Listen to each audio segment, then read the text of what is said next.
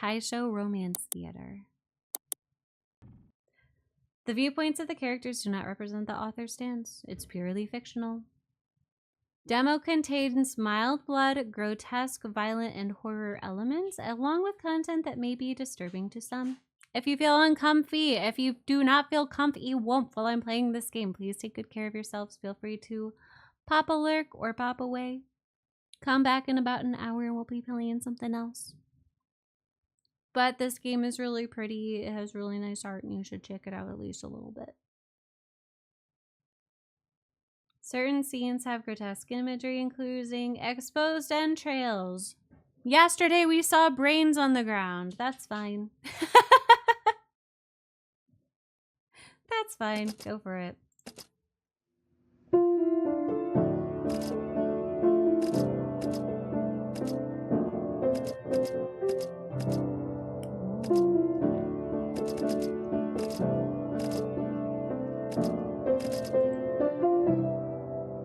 I love that it's like a little spotlight. That's so cute. Let's see. Theater guide? There we go. Whoa. It's like a metronome?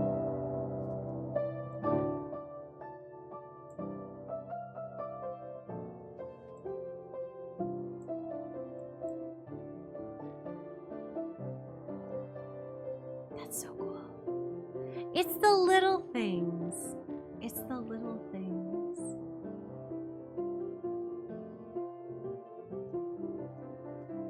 I like that a lot.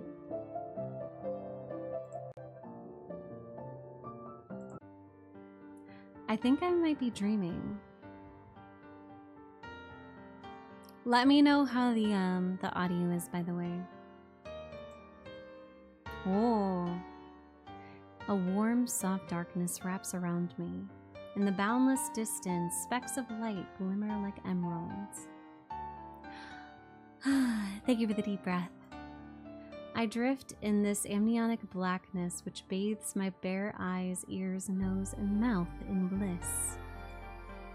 As that brilliant jade hue engulfs my body, the stars begin to blink in unison. And from the furthest depths from within me, from such an intimate darkness, rises a chorus of sighs, so familiar that it brings tears to my eyes. Widow, thank you for not being first. Welcome in. Here you are. Something brushes gently against my cheek, delicate as a feather. It stirs a breath of air that leaves ripples in my vision. Even smaller than I thought. So it's been this long. I want to open my mouth to ask whose voice this is, but what reaches my senses even before the voice is a taste, bitter and impossible to describe. Why can't I remember your name no matter how hard I try? So how is the sound? Is it good? A little loud? A little soft? At some point, I'm not sure when, that feather-like sensation gently settled over my face. Why are you making that face? It's not like you at all. Well, I'd like to gaze at you a little more, but this place is not for you. It's a tad loud? Okay.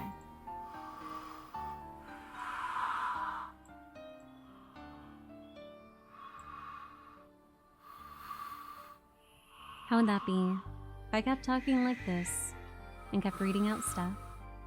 Would this be better?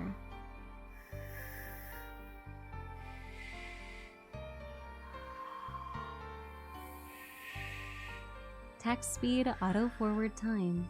Text. Mute all. If I spoke with that level of loudness, is that good? Or should it be a little bit softer?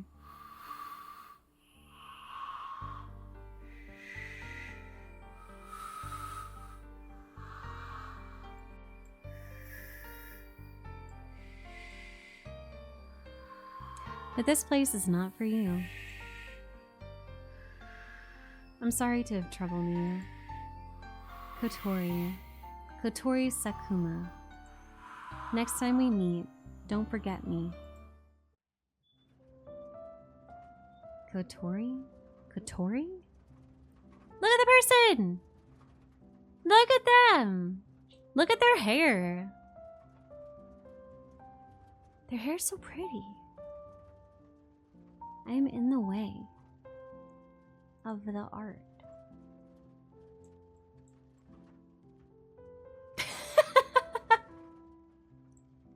Maybe I should go over here for now. Hello. Art is already looking great? Mm-hmm. My head hurts. Who's calling me? Ugh. Are you alright? Come on, wake up. A voice tinged with concern. Someone gently shaking my shoulder. I pry my eyes open. The familiar interior of the car swims into view. And so does Kazuya, his face taut with worry. Thoughts and memories fall back into place. The din outside seeps through the windows as the car speeds along a road lined with gas street lamps. Alright, how's the sound now? We're on the way to our new destination in Ginza. The troop leader, Kazuya, seems intent on settling down in Tokyo this time. No, I'm fine. I guess I just overslept. I couldn't wake you up at all. Were you having a nightmare? My body is still sluggish from sleep, and cold, clammy sweat clings to my skin. In the car window, I see my reflection, haggard and drawn. Maybe I did dream of something, but no matter how hard I try, I can't dredge up the faintest memory of it. I glance at Kazuya. Anxiety is still written all over his face, and he's been so pale lately. For a moment, I can't tell which one of us looks more like they've just escaped a nightmare. I'd better not worry him. I do like that their face, our face, like has little different emotions every once in a while when they're thinking and talking. It's nothing. I'm just a bit tired. What about you? You didn't get any rest either. You look even worse than me. You were tossing and turning in your sleep. I thought you were having another flare-up. As long as you're fine now, that's all that matters. It's been a whole year. We can't expect everything to be like it was back then. The flare-ups, that's a long story. We were supposed to arrive in Tokyo a year ago to begin our tour. I too am a bit tired protagonist. But maybe that's how accidents are, with no rhyme or reason. Something happened to our train that day, and I hit my head during the accident, so I can't recall much from before. By some stroke of luck, no one else in the troop was seriously injured. Only I was knocked unconscious for quite a while, leaving me with headaches that come and go. Since then, Kazuya has gotten overly worried about me. His own health has been getting worse too, though he's still in good spirits. Just like Hatsuyuki, she claims it's only from the shock. But whenever I say to take it easy or get some rest, she either doesn't answer or changes the subject. Well, I'll get some proper rest once the premiere is over. Things are fine for now. Thank you for caring so much about me. Anyway, Tokyo seems to have changed again. Did the tracks run this far out last time? It's quite the sight. How does it feel to be back after so long? Kazuya's words leave me at a loss. Everyone says I grew up in Tokyo, but I have only the most fleeting impression of this vast city. No, not Hatsune Miku. Also, this might be a problem with all big cities, but everything here just feels suffocating. The buildings, the railway lines, the bustling throngs. Do I really fit in here? What was that? Nothing. Well, if you really want to know, I'm just a bit worried. Why this all of a sudden? We can't possibly be the only troop in Tokyo, can we? Ha, so that's what's bothering you. It'll be fine. With you and Hatsuyuki here, all we need is to keep doing what we've done during the tours. Uh-oh. But I suppose it's good that you're so nervous. Who's nervous? Alright, have it your way. Well, Hamuro-sensei gave me the script a couple of days ago. Want to go over it together tonight? Matt, thank you for not being first. Welcome in.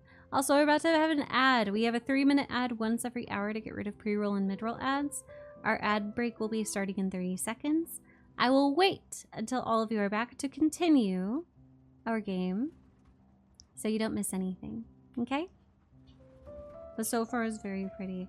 Again, I love the fact that like both us and the people that we're talking to, they have like different like drawings for their different emotions, like them being happy, them going, oh,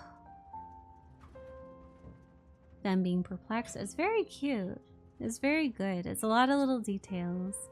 Joe, thank you for the work. Best of luck at work today.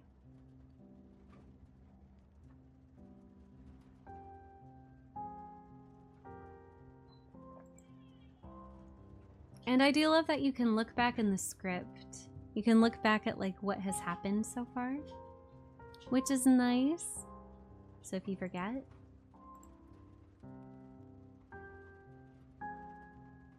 You can turn off gore at any time. Unseen text. Oh, I don't want to skip them. No, I don't want to skip them. But you can skip stuff if you want. Beaker, thank you for the lurk. Is there anything that's really caught your attention so far this week? Yeah. A lot of the games that we've been playing have been catching my attention. So like this one, the art style alone caught my attention for Taisho Romance Theater. I mean, Celestial Return from yesterday was incredible. Like, I love the direction that that game is going in. I still want to play more Book of Hours and Cultist Simulator.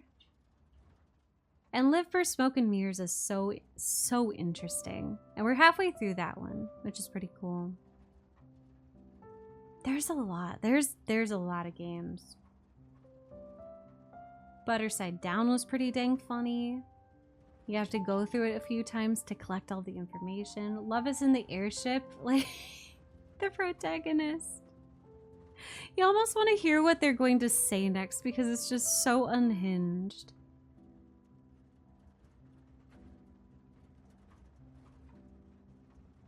Yeah, they've been very good. The list of games only grows for next year. Yeah, pretty much. Pretty much. That's okay though. We will never be bored in this stream.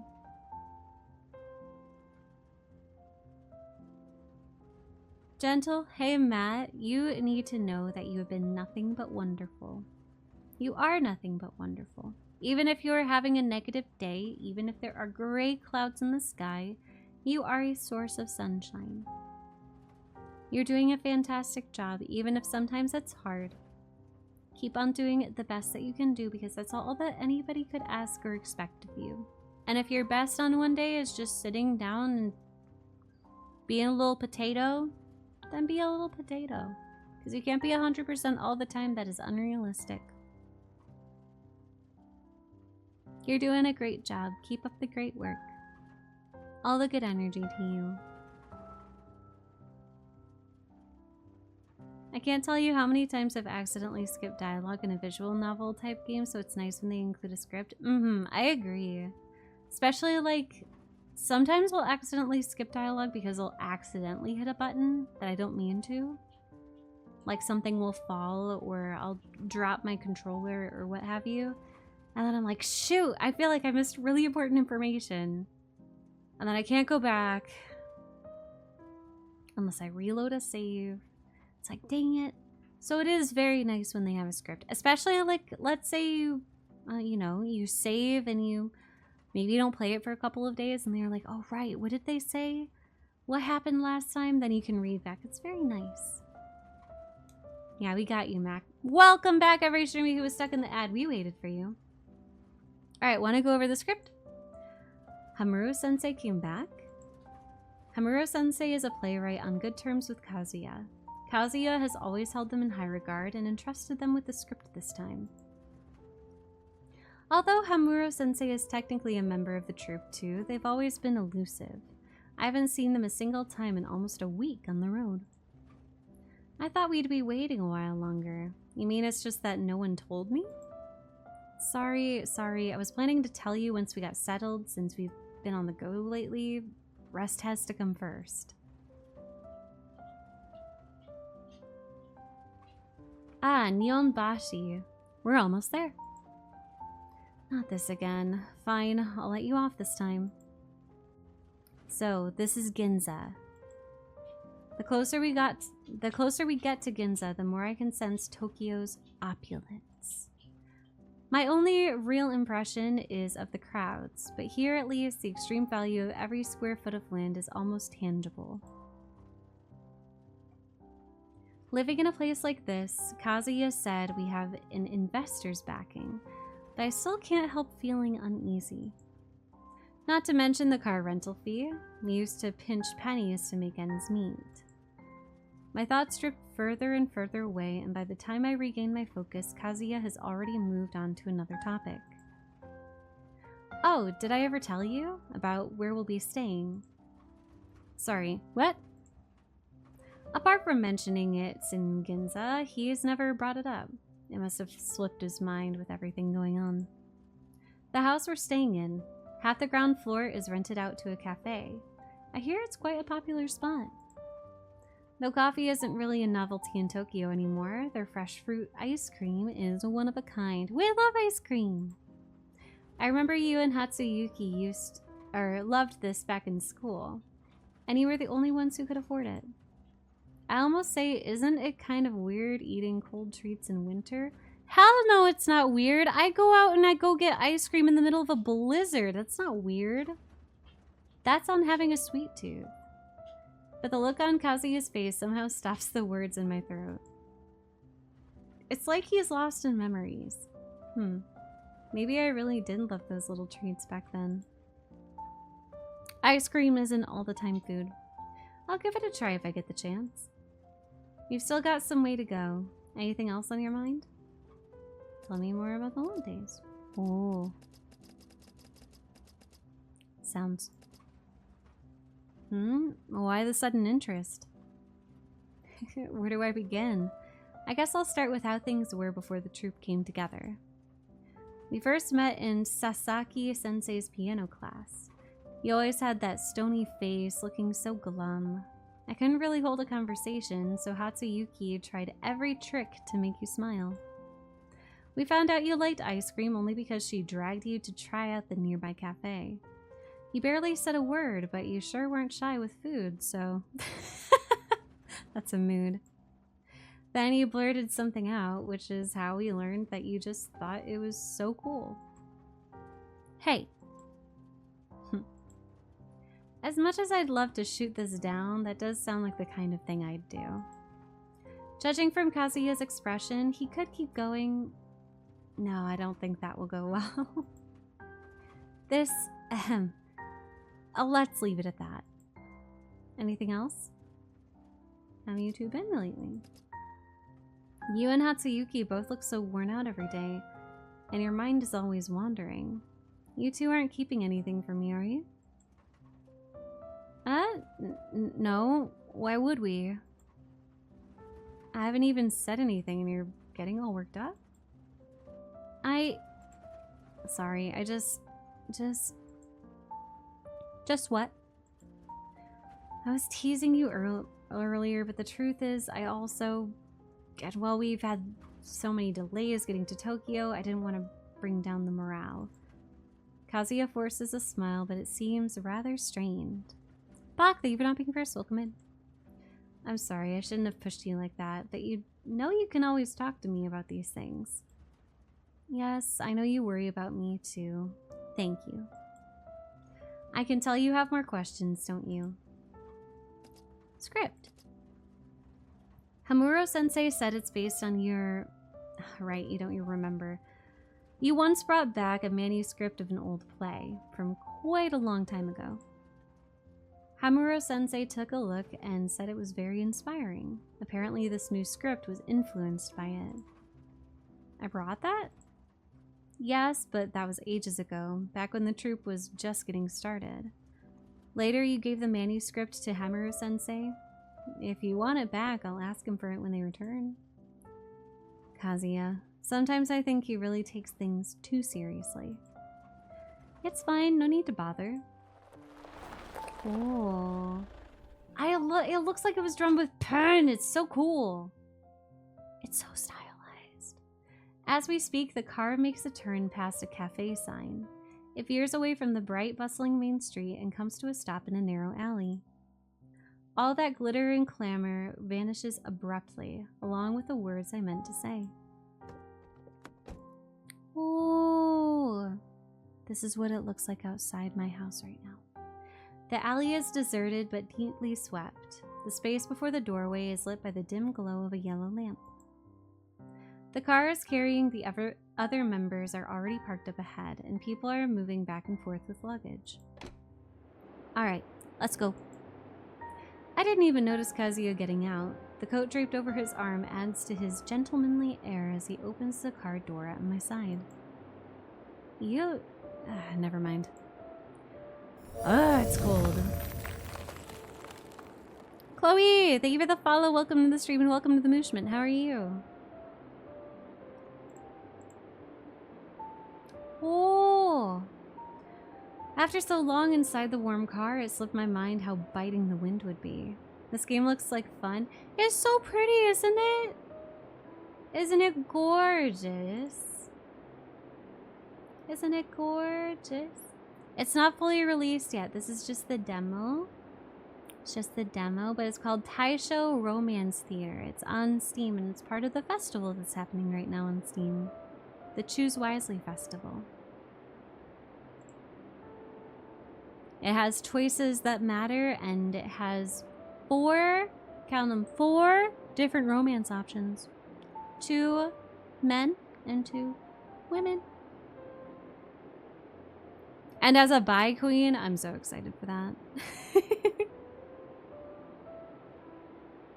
It's a good timing on this follow effect, right? Perfect timing. Already in love with it? Same. I hurriedly scramble back to grab my jacket, but Kazuya beats me to it. He shakes out the coat he's holding and wraps it around me. How polite! You're also very tall. He buttons my collar, takes a step back, and looks me over head to toe, then nods in seeming satisfaction. It's a very nice mood shift. I like this. I like the mood a lot. Tall boy. There we go. We love our tall and small kings, queens, and non-binary rulers.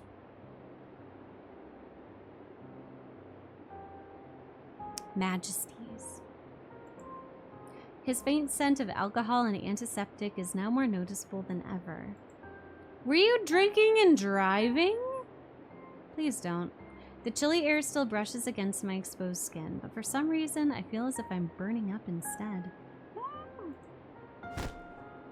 Damn!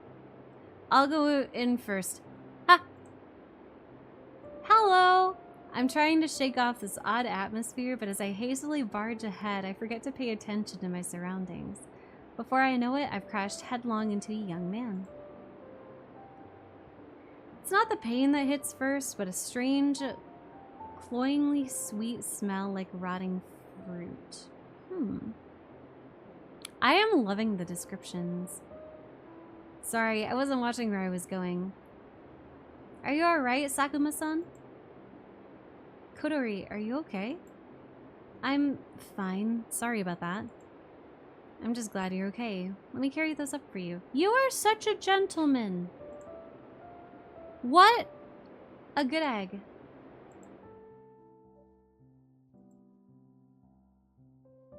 Time for a break. At last. After unpacking the last suitcase, I've got no energy left for etiquette. What a vibe. I collapse onto the sofa, utterly spent. Leaning against the soft cushion, I stare blankly at the ceiling light for a while until I feel myself gradually reviving. And the gifts I brought. Oh, gifts with the Paulonia seals. There's still a jumbled heap in the corner. The Paulonia seals on the wrapping gleam under the light. I receive these gifts every month. I practically have the pattern memorized down to the last detail, but they leave me inexplicably irritated. To be honest, I have no clue who's been sending them, but Kazuya told me they've been arriving backstage ever since my debut performances, always stamped with the same Paulonia seals. It's most likely some young master or lady from a distinguished family since they get to use an emblem. But their taste is unfathomable. Most of the gifts just end up collecting dust. Dang. Ah, look at the time. Kazuya is probably waiting at the rehearsal room by now. Forget it, I'll deal with this stuff later. Whoa.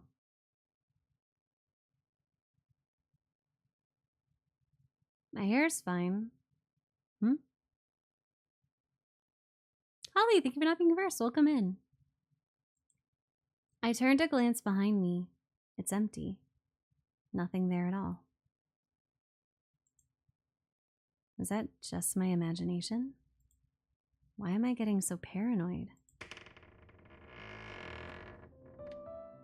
Hey, been waiting long?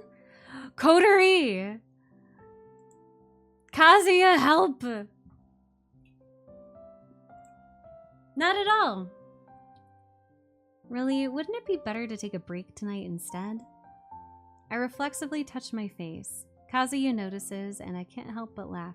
Kazuya, I'm paranoid, help!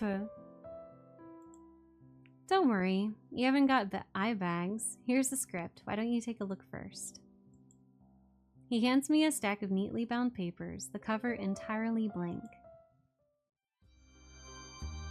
Oh! Got any rice? Oh my, Takami-sama. You've come at an unfortunate time. The aged rice is long gone. All that is left is the grain from the new harvest. Not a single bag? Not a single bag. If you want some, you'll have to come earlier tomorrow. And ready your purse, for the price has risen by 1 sen. Fine, fine, I've still got dried fish at home. The change is good for the appetite, it's no big deal. I'm off, no need to see me out. Take care, sir. Penniless wretch, how long will radish leaves and dried fish fill your stomach? Ahem. Sensei, you're getting distracted again. My apologies, You've seemed down lately. Because of the unpaid wages? You're still a student. You needn't worry about these things. I'll be here for class no matter what. No, I'm not thinking about school. It's just that I saw a job advertisement the other day for a newspaper.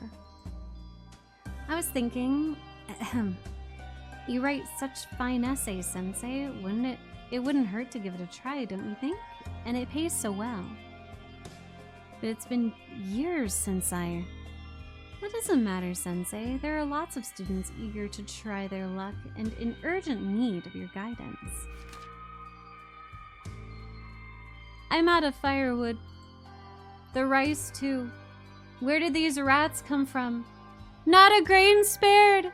Not the rice! And there's still the rent. Is it true? With no money, is there no hope? Yep. Because capitalism exists. At least this pen can still write. In late spring, as warmth swiftly returns to the land, I receive an invitation from an old friend, and thus I journey to a temple within the mountains to behold the weeping cherry in full bloom. How have you been? He inquires of me. Perhaps due to the HOIII wine, or the petals that float within my cup, I find myself wholly intoxicated. The deepest truths of my soul, it seems, can only be spoken amidst such sweet scenery. Wait, why is it cut off? Kazuya doesn't seem surprised. Maybe it's a misprint? Never mind, I'll improvise for now. Oh, we are doing improv! We're doing improv.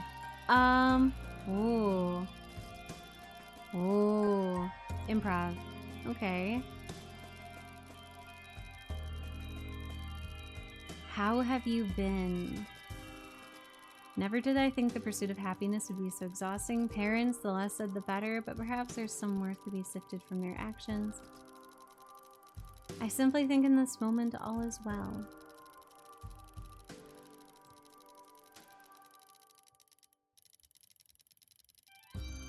I like that it sounds like it's typing.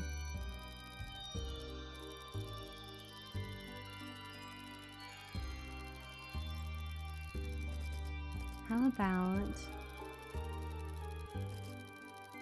all is well. In this moment, all is well. I say, wait, what?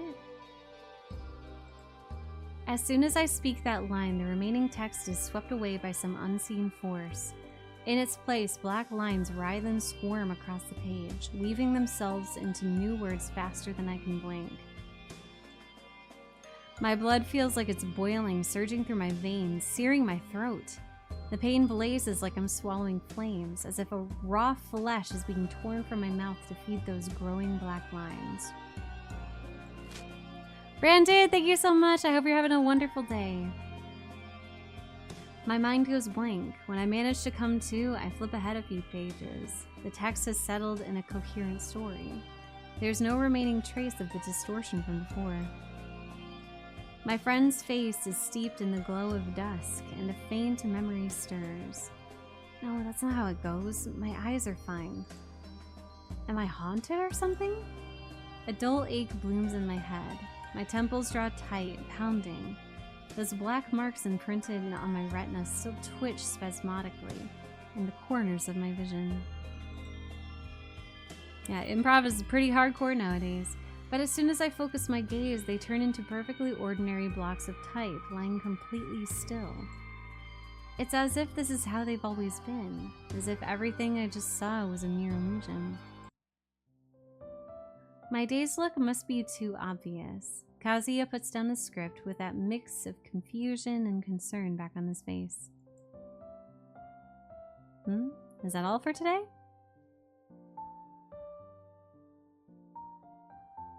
You got this, Brandon! We ball! Drink Spite. My eyes kind of hurt. Does he have word aphasia? Maybe like dyslexia? It's giving more magic. It's giving some mystical properties. Sorry, I've crumpled the pages. You'd better take a break first. It's my fault. I should have made sure you got enough rest before talking about the script. I'll bring you a new copy when you're feeling better, alright? I really don't want Kazuya worrying about me. Before I know it, a lie comes rolling off my tongue to cover things up. Forget it. It's better to have him think I'm tired than to have him know I might be losing my mind. Coterie? Thanks. That sounds good. But I still need to read the script. Can I borrow yours for now?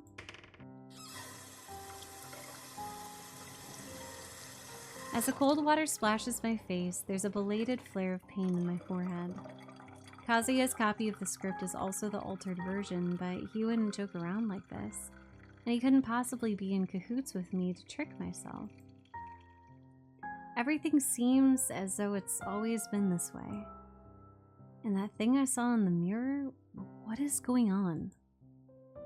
Looks like curses and hauntings might not just be flights of fancy after all. Hello! Oh, Coterie!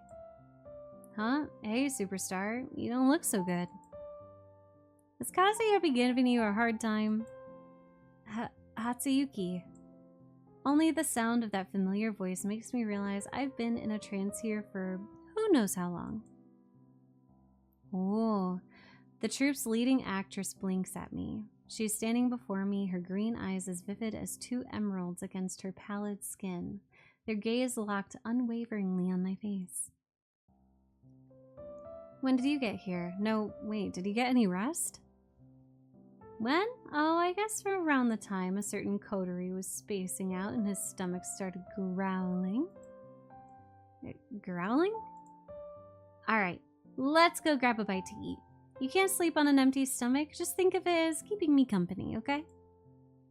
Hatsuyuki takes my hand and pulls me off the sofa with a gentle tug, like a snare closing around a fledgling. Her hand is so cold. Does she have Raynaud's like me? Ah, what a queen! We love it! But her eyes stay fixed on me, narrowed slightly at the corners, like a cat, or a bird, or a fox, or some other sharp and sly creature waiting for my response. I can't recall exactly how close we used to be, as classmates and friends. Despite that, I think I could lose my memory all over again and still be helpless to refuse her. Dang. Say that to her face. That is such a line. How about the cafe next door? Shall we? Whoop. The cafe's fireplace is lit. We're here right at dinner time. The air is rich with warmth and the aroma of food, perfect for soothing strained nerves. It's been a while since we last shared a meal. Thinking about it as I nestled into a soft armchair in the corner, that feels like a lifetime ago. Hatsuyuki calls the server over for the menu. While I flip through it, she props her chin on her hand, staring right at me. I give in, closing the menu and raising it to shield my face. I think I hear her laugh. The sound drifts across the table and winds its way into my ears. I'll have soda water and a sandwich, thanks. What about you? Me? This one, I guess. There's a rustle from her side, and then the menu is plucked from my hands. Hatsuyuki stacks the two hefty folders together and passes them to the waiting server. Once the server is gone, her gaze returns to me, her expression abruptly serious. Alright, enough of that. What's with you today? You seem so out of it. You're giving me a real scare. I'm not like Kazuya. I won't just let you get away with an I'm fine. Her tone is light, but I know that she means it. There's no bluffing my way out from under that gaze. Not today. I'm not sure where to start. Then start from, arriving in Tokyo. How about that? If you say so. With Hatsuyuki's gentle eyes trained on me, a feeling slowly stirs. The sense that it might not be too bad to talk about this after all.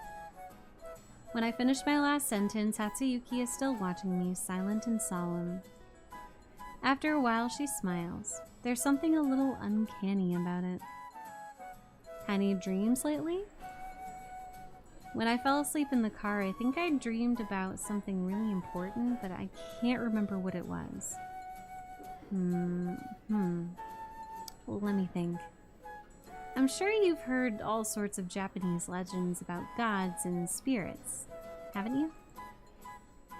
There are more deities up in Takamagahara than there are grains of rice in a vat.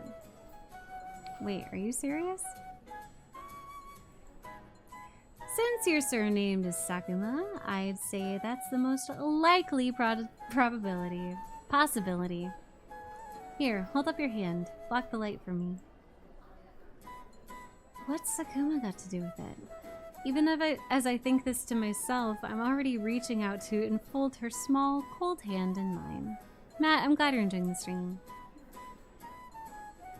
That odd flowing sensation revives within me, a restless current which seems to be drawn towards something, but without the searing pain from before. Duck! In Hatsuyuki's hand, specks of light emerge from nowhere. They flicker briefly, and as if kneaded by an invisible force, they condense into a little bird that glows with faint blue light. The young bird's downy gray feathers graze against my fingertips, leaving an airy wisp of warmth.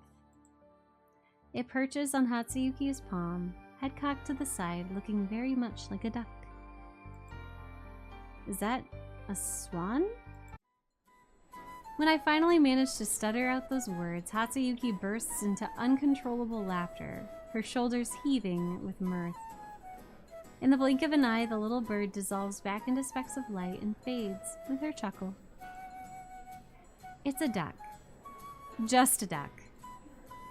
But the point is, that's how it feels, isn't it? Something is about to burst out from within you, and then you have strange visions. Yes. Right.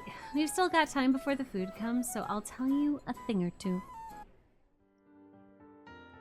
What you bear is an inborn talent.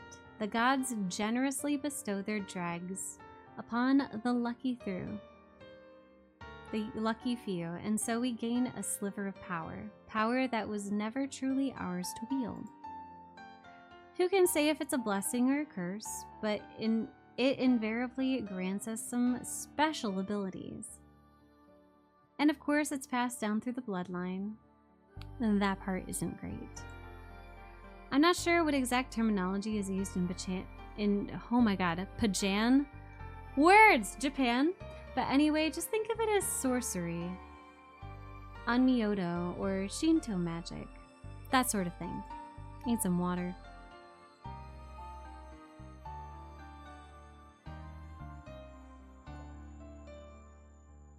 According to most, let's call them mages. According to most mages, there are two kinds of magic. One kind can be wielded by mages through study, though it still involves some simple rituals. The other is a unique magic born from the fusion of oneself with these dregs. It's known as a talent. Even within a single family, no two people share the same talent. I don't know what your talent is, but it's best to keep that to yourself. And that's because most mages have a strict taboo against magic that deals with the soul or life and death.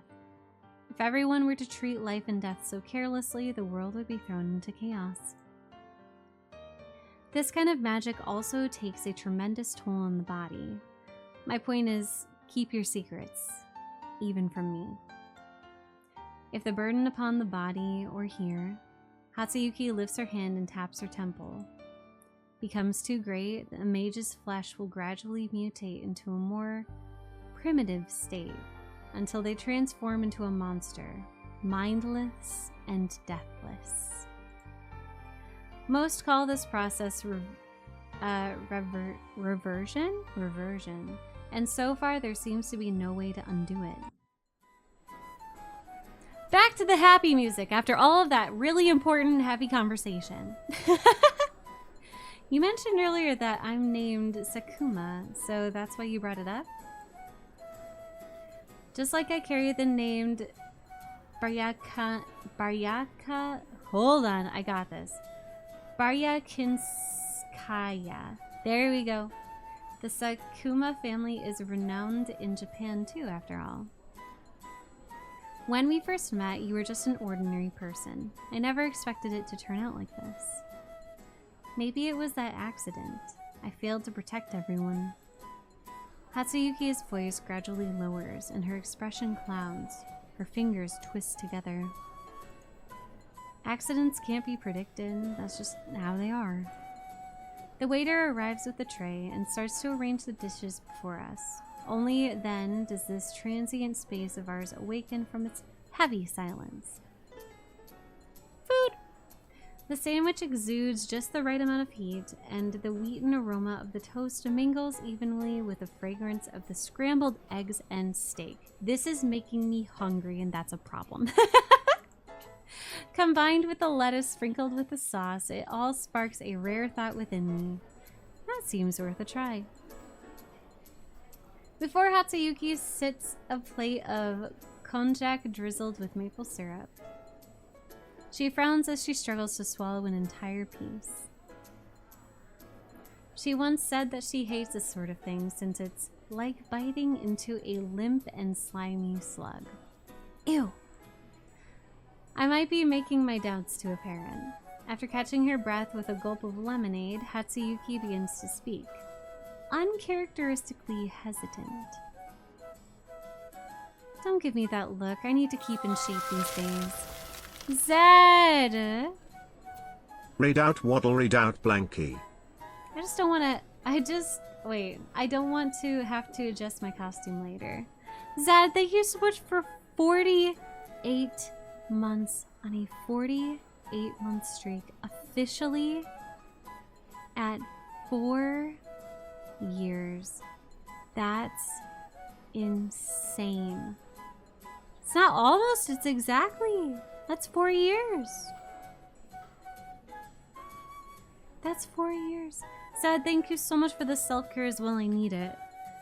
But thank you so much. I hope you're doing well, Zed. You're such a hard worker, and I really appreciate all your support for so long.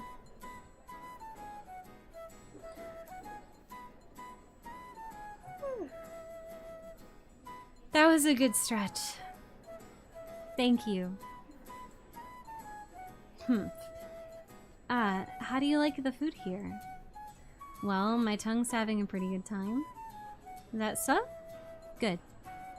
Oh, right, tomorrow. Do you want to go check out the theater Kazuya booked for our performance? You can try getting up on stage. Who knows, it might help me. It might help set the mood. And satisfy curiosity. And satisfy my curiosity. Whoa. I'm still drinking my soda as Hatsuyuki forces down the plate of konjac, settles the bill, and thrusts her hand out the door to catch the falling snowflakes. She's always had impeccable table manners. That konjac must have really put her off.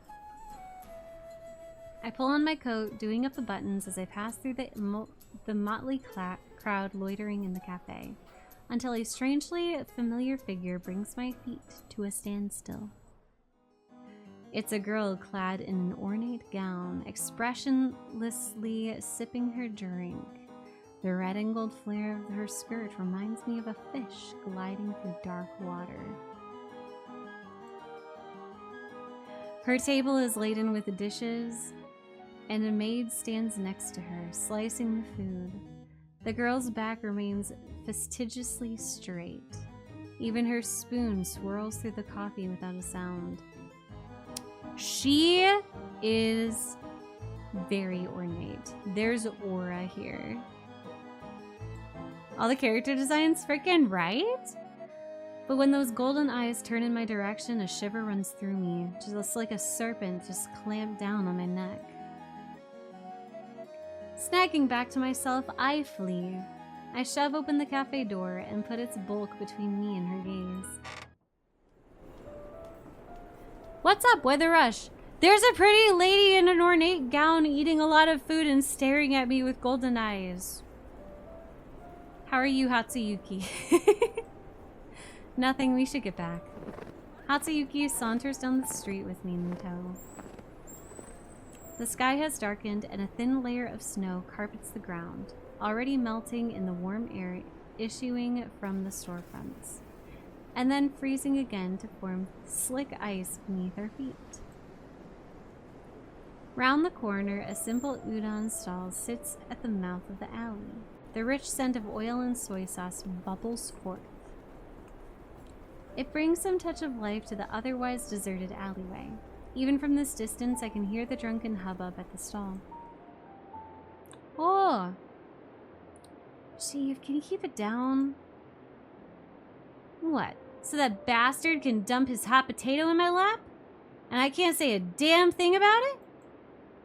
How's this even supposed to work? He claims he's got no connections, so he thinks I've got enough to deal with that old fox's tricks. Well, you don't have any other choice. Shibata-kun, as soon as something comes up, you're always cringing with your tail between your legs. Knock it off. Though it's not like I can handle this either.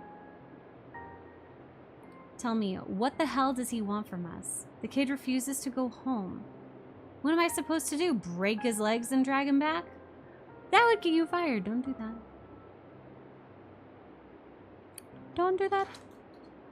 Bad idea. Hi, Pineapple. Welcome in.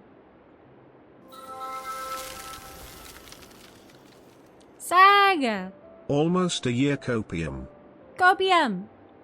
Sag, thank you for the 4 months of subbing. Thank you so much for your support for 4 whole months. Thank you. Pineapple, thank you for not being first. Welcome in. And thank you for the work. You got this. What a shit show. Guess I just gotta put up with it.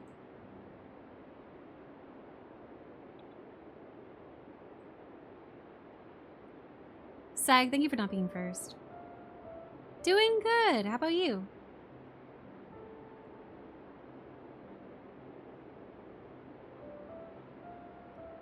And HOIII, welcome in. Chief, please, that's enough. Huh? The inebriated woman suddenly swivels, like she has eyes in the back of her head, and shoots a glance right at us.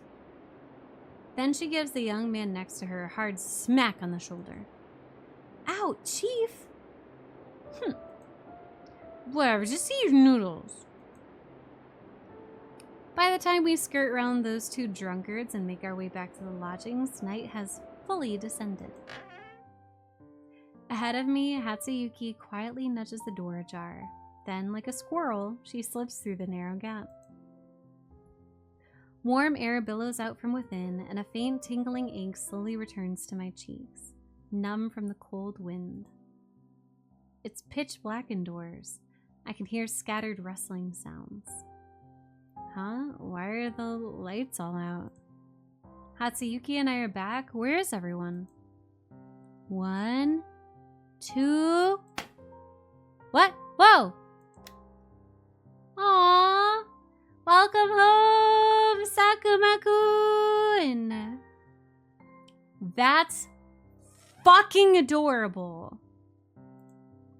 Golden flakes and colorful ribbons cascade from above, accompanied by the clicking of a light switch. Troop members pop out of hiding in every corner of the first floor, like mushrooms after rain. Shroobies! Their hands still dusted with flakes of gold. Seizing the moment, Hatsuyuki swiftly wraps her arm around my shoulders, leaving me no choice to dodge the ensuing flurry of embraces. You guys, what's going on here? Of course, we're celebrating the grand finale of our Emerald Eye Troop's national tour, Tokyo! Sure, we ran into some delays this year and didn't get to schedule any shows, but from Kyoto to Nagoya to Osaka to Tokyo. Oh, and all those little towns in between, we've been going strong for 2 whole years. It's been rough. Aburatani-kun and I spent the whole day unpacking and settling in before we could even think about pulling this off. And wow, our costumes won't even fit inside 2 huge wardrobes now. Who would have thought? Who would have thunk? Everything from Moliere to Shakespeare. But we didn't notice at the time. It's only when you start taking stock of all the costumes and props that it really hits you. And there's more. Oh right, we're also celebrating that The Fool's Feast has already sold. How many tickets was it again? It's a full house, 800 seats plus the VIP boxes on the balcony. That's a pretty dang good crowd. That's right, on opening night. Even after laying low for nearly a year, people still remember us. Naniwa's vibrant voice practically drills through my eardrums into my skull. I curse myself for not having 2 extra hands to shield my ears against the onslaught of sound waves. Enough of that. And there seem to be loyal fans of the troops visiting from elsewhere. They've come all this way just to see this performance. It's all thanks to our leader and everyone, and of course Sakuma-kun especially, or else we wouldn't be doing this well. Guys, that's enough. Oh, what's the matter? Could it be our hotshot leading man who sells out entire theaters is shy about being so popular? Don't you join in too? But of course, who can resist this awkward look of coteries? when he's obviously over the moon but thinks it's uncool to get excited about compliments. Hatsuyuki lays bare my exact thoughts with a grin, and as Kazuya and the others laugh, the heat rising to my face might be enough to steam me alive. Alright, my cake is ready. I'm not late, am I? You're all in such a good mood. What are you chatting about? Meiko-san, you've gotten into Western desserts now, on top of all of the Japanese cooking? Since when? This cake, it can't be.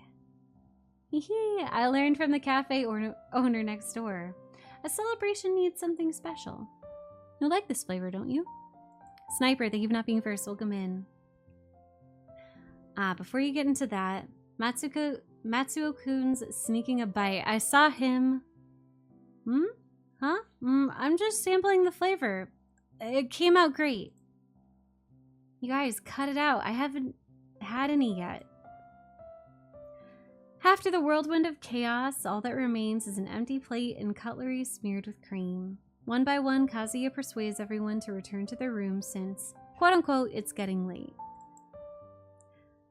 The first floor, so lively a while ago, now hosts only Hatsuyuki and me, along with the scattered remnants of gold flakes, ribbons, and confetti.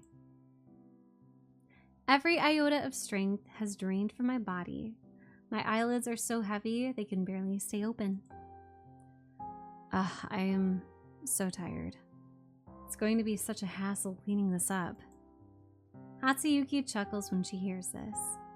Well, it's a celebration after all. It was Naniwa's idea, so let's leave the cleanup to him. What matters is that we all had fun. She skips light-footed up the stairs and whirls back, wreathed by the lights, and waves at me. Okay, I still need to have a chat with Kazuya. It's been a long day. You'd better get some rest, superstar. We've still got that theater trip tomorrow. Nighty-night. I really am exhausted. Back in my room, I can't even be bothered to wash up or get changed properly. Take a shower! You traveled all day. You went to a party. Take a shower. Almost as soon as my head sinks into the soft bedding, sleep engulfs my eyes. Hi, Jared. Welcome in. Perhaps because so much happened today, my sleep is flooded with a dizzying array of fragmented dreams. When I next open my eyes, the room is still shrouded in darkness. My body feels like lead, and a sharp, sour taste clings to the back of my tongue. I'm so thirsty. What time is it? I switch on the bedside lamp. The warm glow of the bulb sheds a dim amber light across the room. The desk clock emits a steady mechanical ticking. In the faint light, I can just barely make out the hour hand pointing to 11. I shut my eyes and try to will myself back to sleep, but my mind only grows more and more alert, and every sense sharpens with it. My ears are flooded with the sounds of the wind, the clockwork, and my own heavy breathing. Noises that I would normally overlook now echo through me like roaring thunder. I can't sleep. Might as well get some air. The troop is dead silent at night. I gently close my door, treading carefully across the carpet. I wander idly through the still unfamiliar building as by the ashen moonlight streaming in from the windows. My room, Hatsuyuki's, and Kazuya's are on the second floor. Hamuro-sensei's room is at the other end of the corridor, though they seldom stay over. It's probably gathering dust right now. Not being able to sleep is the worst. That was me last night. Looking down over the corridor banister, I can see the reception hall and Kazuya's office. Opposite the office are the dressing room and rehearsal room. With nothing better to do, I reread the nameplates on all of the doors and then follow the moonlit stairs upward. The third floor houses the other members. Every door is shut tight as if the occupants are already deep in slumber. I mean, it's past 11, probably. They're probably sleeping. The window at the end of the corridor looks out upon the late-night streets of Ginza. There is no sight or sound of humans, only the gas lamps and the stars, shimmering together in soft hues. I tiptoe down the corridor, and as I pass one of the rooms, the murmur of voices brushes against my ears. I did eat something today. I tried to throw it up when I got back, but I just can't get it out clean. Hatsuyuki, no!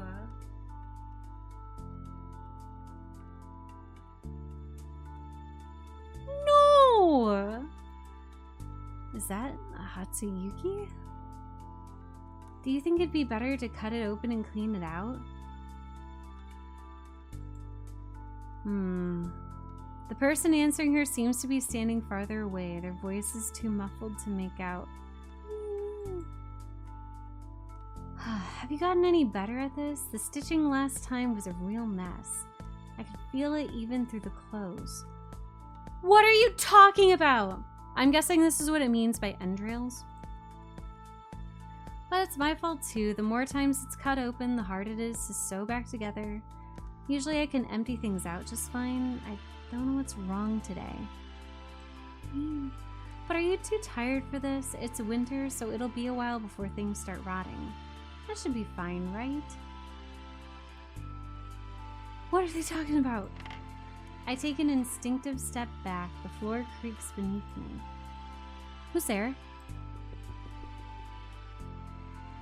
Footsteps approach. I turn and flee. No time to worry about the noise. All I want is to get back to my room as fast as I can. Thank you for the deep breath.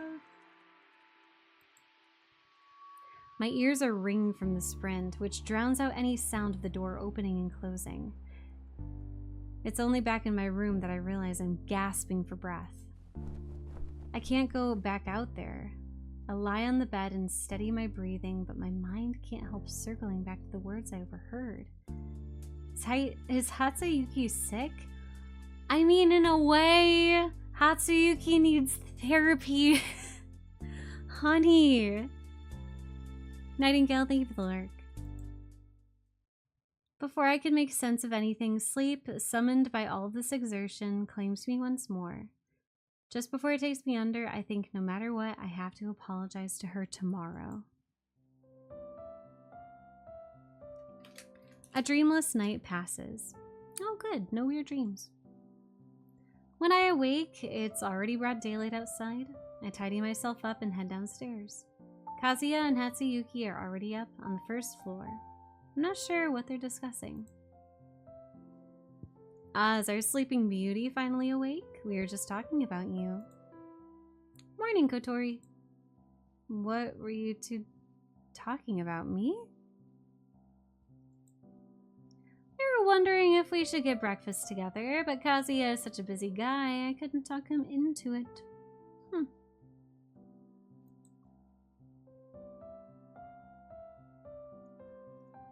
Yes, there's an investor coming today, so I might be tied up this morning.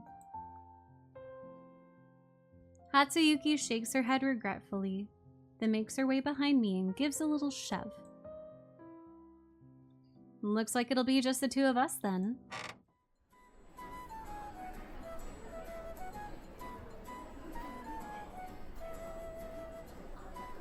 I can only say I'm very excited about what's going to happen later. Oh no. That makes me excited and nervous. By the time we get to the cafe, it's well into the morning. There are already a few tables occupied.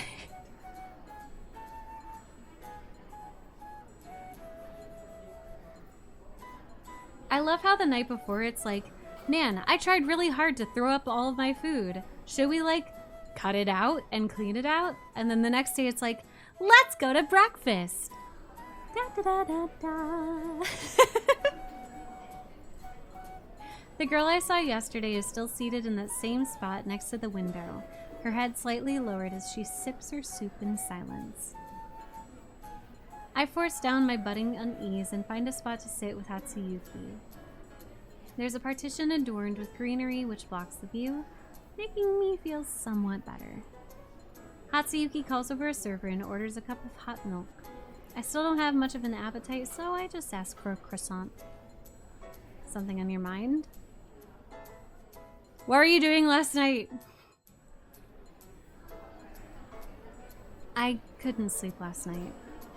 Hatsuyuki adopts a theatrical look of dawning revelation. After the waiter sets down her food and walks away, she knits her brows and lowers her voice.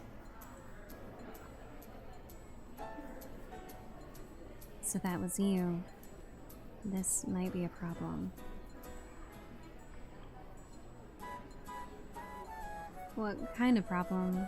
Are you sick? Or is it that thing you mentioned? Magic spells? Oh dear, I'm just teasing you. You are so sus. You're so sus, Hatsuyuki. It's no big deal. I am in good health. Let a girl have her little secrets.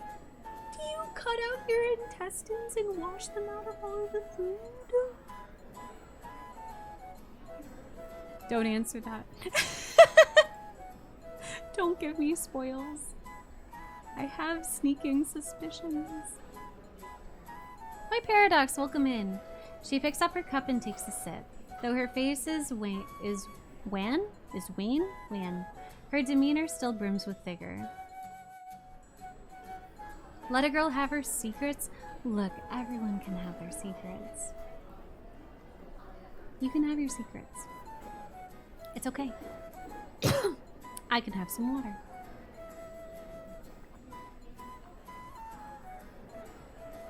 You can have your secrets, but you should also have good, healthy habits and good health and therapy. Thank you, Brit Boy. Did I interrupt you too? You could say that. It was quite the shock. Who was it?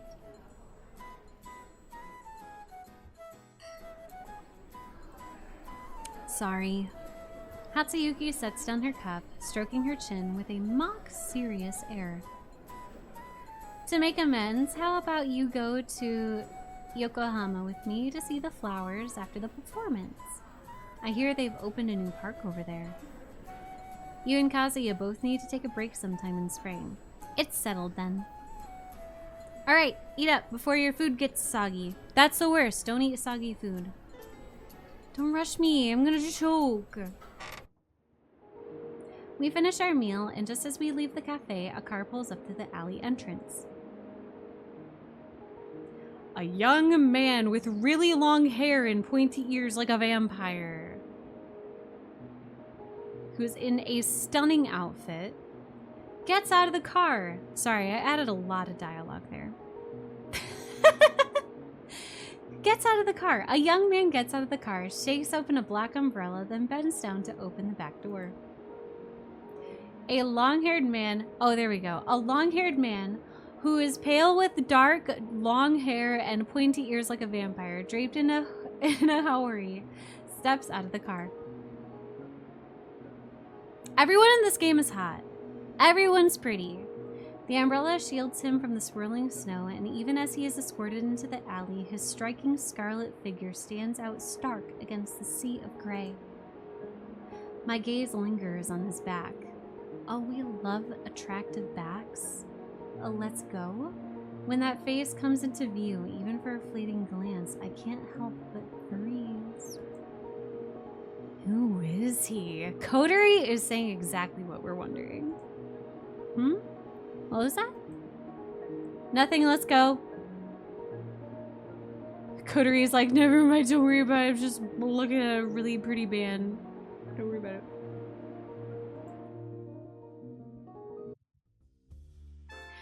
The theater reserved for the premiere isn't large, but its decor is surprisingly exquisite. You two are members of Emerald Eye, right? Are you here to check on the auditorium setup? Setup? Mochitsuki-san has rented a small auditorium here. We're rehearsing it on a long-term basis.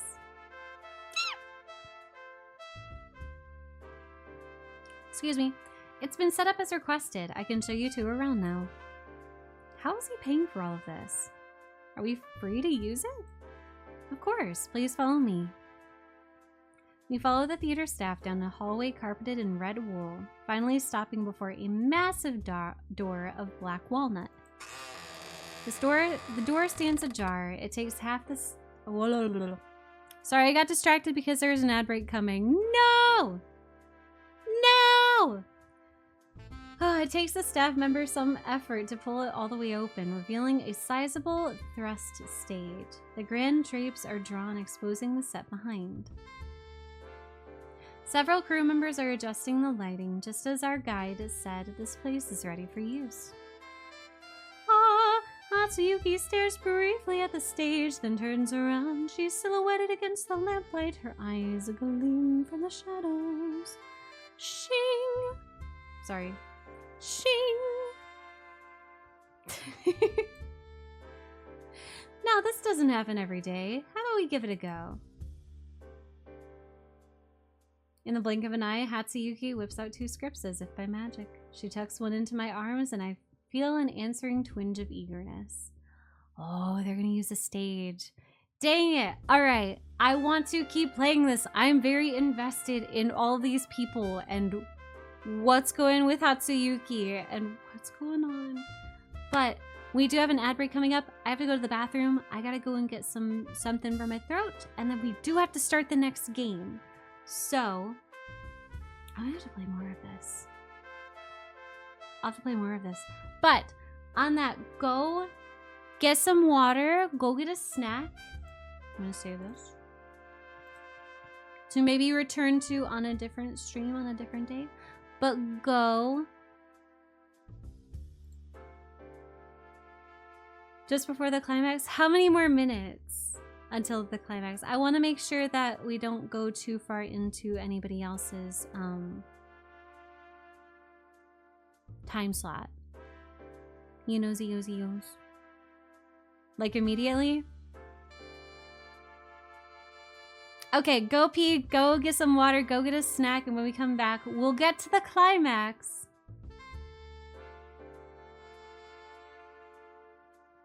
And then we'll play our next game. 5 minutes? Alright. Sounds good. Go get some water, go get a snack, we'll be right back, and then we'll see what's coming. Alright, be right back. Thank you so much. Welcome back, every streamy. Lynette, thank you so much for the raid. Hi! Hi, I'm Autumn. I'm a mushroom witch. I play a variety of games that are comfy, scary, and chaotic. I do a live cam stream once every blue moon or two. You're now in the Garden of Everlasting Fall, and you're now a shroomy. How was Pokemon today? We are currently in the middle of day 3 of the Choose Wisely Festival. We're playing a variety of games. Right now we're playing Taisho Theater, which is not released yet, but the demo is really, really interesting, and apparently we're getting to the climax.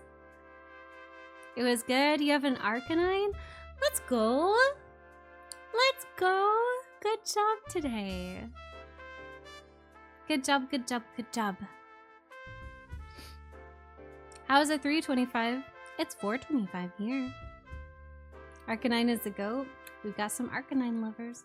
But that's phenomenal. If you have to go and do your post-stream self-care, Lyneth, don't worry about raider etiquette. That goes for all of your community as well. If you want to stay in chat or lurk, obviously we would love to have you with all of the wonderful games that we're going to be showing you today. But if you gotta go, and that's okay.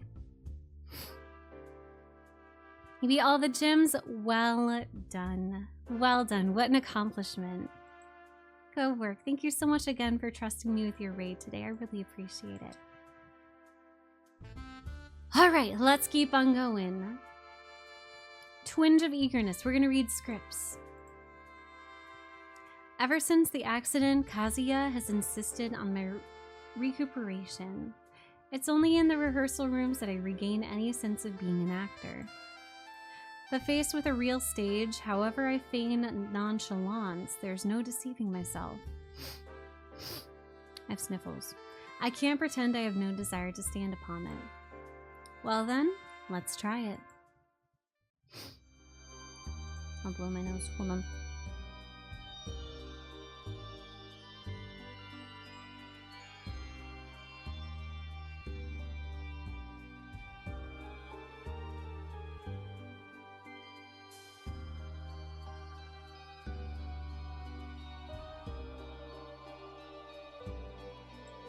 Much better, thank you.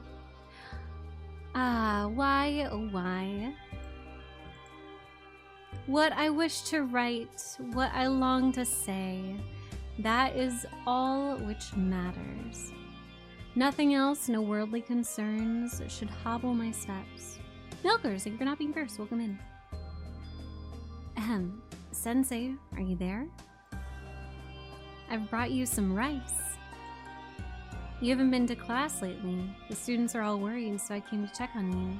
Is everything all right? Why didn't the others come? They have household chores to attend to. I haven't fully recovered from my illness yet, and I'm not needed at home. I figured I'd come see you. If I can but silence her, peaceful days will be mine once more, for a time. Time, precious time. I simply need to make it an accident. In that case, come in. Did anyone see you? The spotlight falls on Hatsuyuki. She opens her mouth, but no sound comes out. It's her line next. Why isn't she speaking?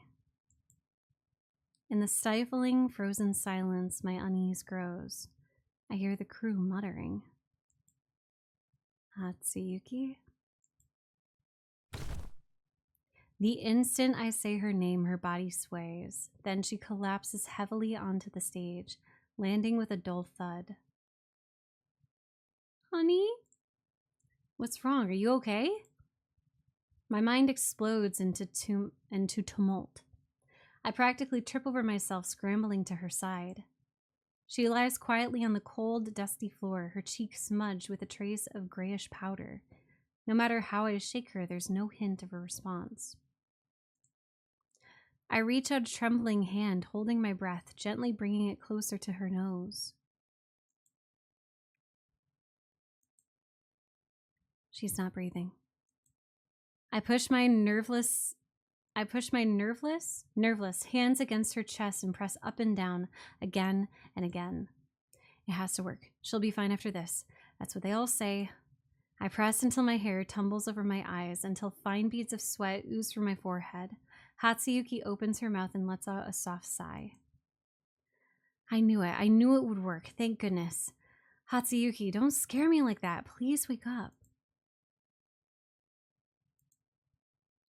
Wake up. Stiffly, I press my ear against her chest. There's no pulse of life, only coldness and decay, and a cloying sweetness wafting from her collar like rotten fruit. This has to be a joke, just a joke. It can't be. No. You were just talking. Don't tease me. What's wrong? Are you mad at me? Hatsuyuki's lips are parted, unspeaking. I stare at her face. What changes have I missed in the past minute, in the past half hour, the past day? Her eyes are wide open, usually an adorable sight, but now those unblinking glassy eyes fill me with the terror that drenches me in cold sweat. I can't look directly at them.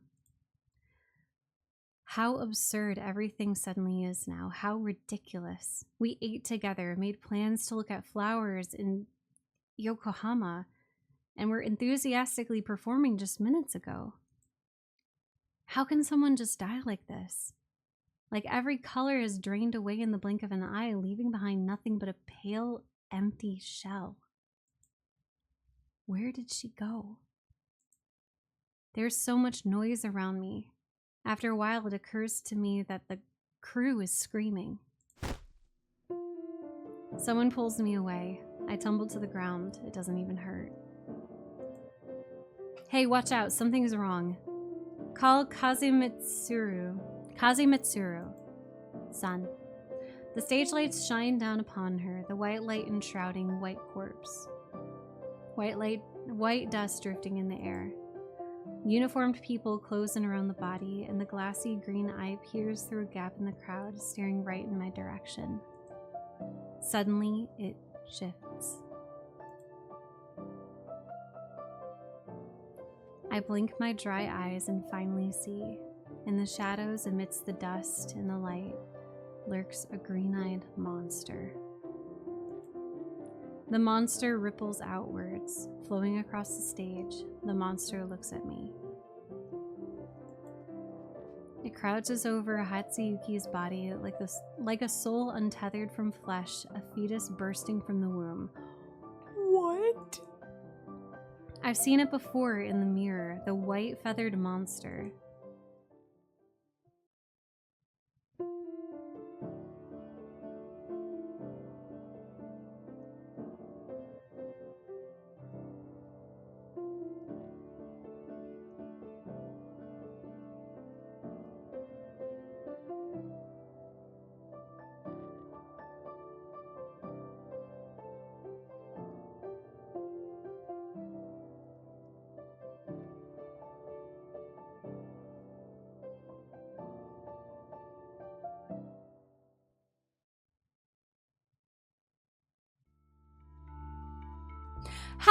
How are you gonna throw such pretty art at me? I'm still processing the trauma, and you're just like, hello, look at these pretty people.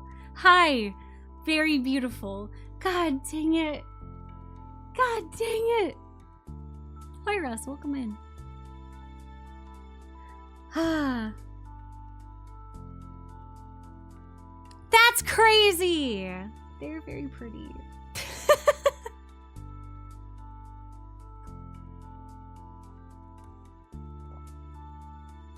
They're very beautifully drawn people. Ah, god dang it. God dang it. Cracked. Absolutely cracked. God dang it, Moxnia.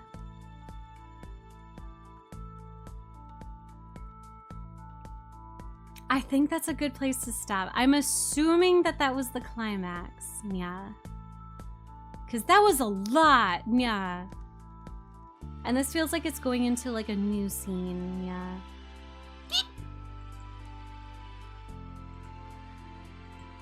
Yadam helps with processing. A very good cliffhanger, but now you're gonna be interested. Now you'll be even more interested. Now you'll be like, ooh, I should go and add that to my wish list, yeah? I should go and add Taisho Romance Theater to my wish list on Steam, yeah? I should go do that, yeah? And I would say that is a great idea. Yeah. Go add it to your lists. But, yeah. Can I send game link? There's no links allowed in chat because we have had people come in and unfortunately be really big stinkers and try to post spam and malicious links. Yeah, but I can post it. Let me go in. Taisho Romance Theater. Yeah. Yeah. Just some people on the internet are unfortunately stinky. But there's number 1 for today. Yeah. Next up, thank you so much. Yeah, I'm sorry that I'm a cat girl right now. I'm sorry, yeah. But yeah, thank you so much for coming in. Thank you for sharing your game. The art is cracked. The character designs are amazing. The writing and the story direction is really interesting, and I'm really interested to see what happens after. Like, it's looking real good. Keep up the great work, all of you. Thank you so much, Nia. I know you guys aren't sorry that I'm a cat girl right now. I know. Yeah. It's your fault. Yeah.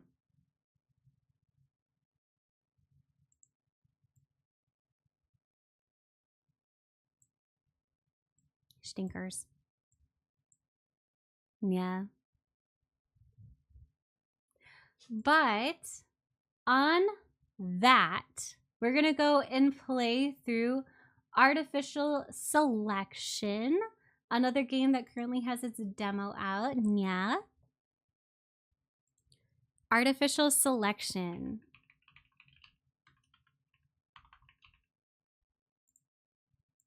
Yeah. Which also apparently has some trigger warnings, so please be aware of them as we go forward. Yeah.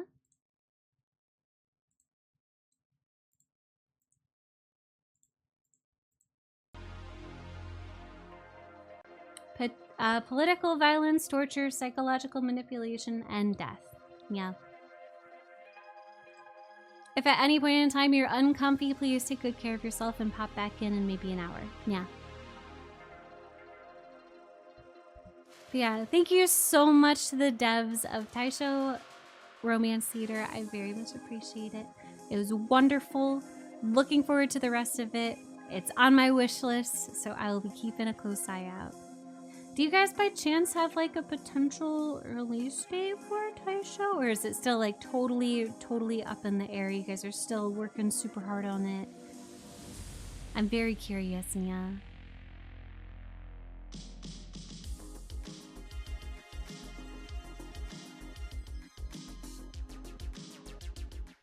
Yeah. Take care of yourself, every Shermie.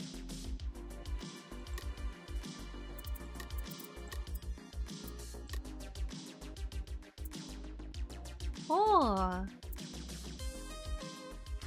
Age rating 17 plus, yeah.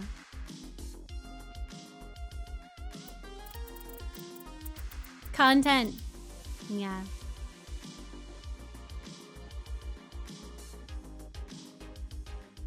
Oh yeah, that was the question, yeah.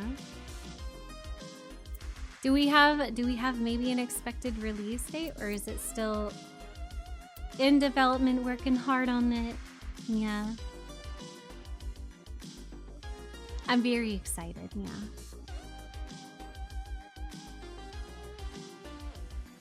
Thank you, Mox. Trying to get it released in summer of 2026, but if that's not happening, then at least by the end of 2026. Perfect. Perfect. Beautiful. Write it down, Shroomies. Add it to your wish list and have that noted. Because I'm very excited. Thank you guys so much. Don't rush it. Keep working your hardest. Take your time. It seems gorgeous. Thank you so much again, Sinope. Thank you so much for sharing your game and hanging out with us for so long. I really appreciate it. It was wonderful. But let's go on with artificial selection. Which I think the game capture is actually pretty good. Quick demo. 1 escape room. Where is Beaker? Beaker. We're doing an escape room. The full demo is 10 hours long. Have fun with that. We're gonna do quick demo and do 1 escape room. Ah, shoot, I'll put myself over here again. Whoop. Huh? Feeling something is very wrong, I sit up in my bed and look around my room. It seems my instincts were right. I'm not in my bed, and this definitely isn't my room. Where the hell am I? How did I get here? Did I crash at a random stranger's house? No, I didn't go partying last night. In fact, I never do. Then where else could I be? Suddenly, the bed doesn't feel comfortable anymore. I get like that. I stand up, examining my surroundings in order to find answers. Maybe I passed out in the street and a kind passerby carried me to their place? But judging by the lack of personal belongings lying about, nobody seems to be living here. It looks like a hotel room. Demos are so long nowadays. It's not a bad thing though. It really gets you hooked. And then once you're like done with the demo, you're like, damn, I want to play the rest of it.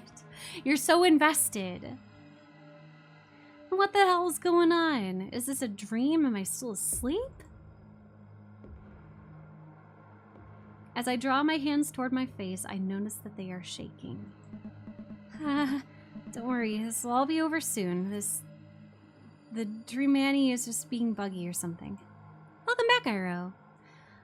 I take a deep breath and pinch my cheeks. Pinch your cheeks, Evershermie.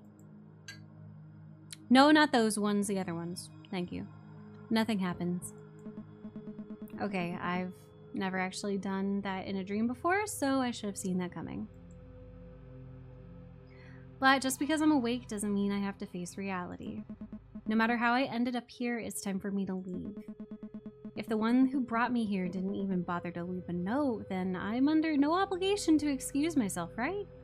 I can just walk out of here.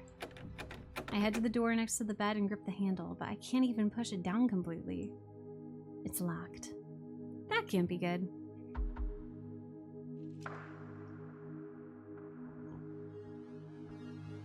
Iro, get food. Huh? Okay, goodbye. Okay, goodbye. Bye, Chiro. Stay comfy, Wump. I'll see you again super soon. Out of nowhere, the TV lights up. There, with bright, big letters, the screen unmistakably reads, For Seva. How do they know my name? Did you have your wallet on you? That could be why. I mentally slapped myself for being so paranoid. The answer is obvious. The one who found me probably checked my wallet and found my ID. I swear to God, sometimes I wrote these games. Probably found my ID on the way. But thinking about my wallet made an entirely different fear well up inside me. My jacket feels suspiciously non-heavy. I check my pockets to investigate further. Not only my wallet, but my keys, my phone, and even my paper tissues, both used and unused, are missing. That's gross. But okay. Hold on. What? As I look down at my chest, something entirely different catches my attention. Why on earth am I wearing all this? Where are my PJs? Did my kidnapper change my clothes while I was unconscious? For what possible reason? My brain is tired of cooking up answers. It's confused, creeped out, and feeling utterly defeated. Can someone just tell me what's going on? My gaze drifts back to the TV screen. Of course. The For Seva doesn't feel threatening anymore. In fact, it now has a calming effect. I just have to watch this and everything will make sense. I gently tap the screen. I'm Vanagloria. I'm Tristitia. And welcome to Purgatory. What the fuck? Are we dead? Well, you're not in the construct of hell you might or might not believe in. But as far as society is concerned, you are dead. We are dead. Hold on. I have to heat up my hot chocolate a little bit. My chocolate is lukewarm. It's milk. It's chocolate milk.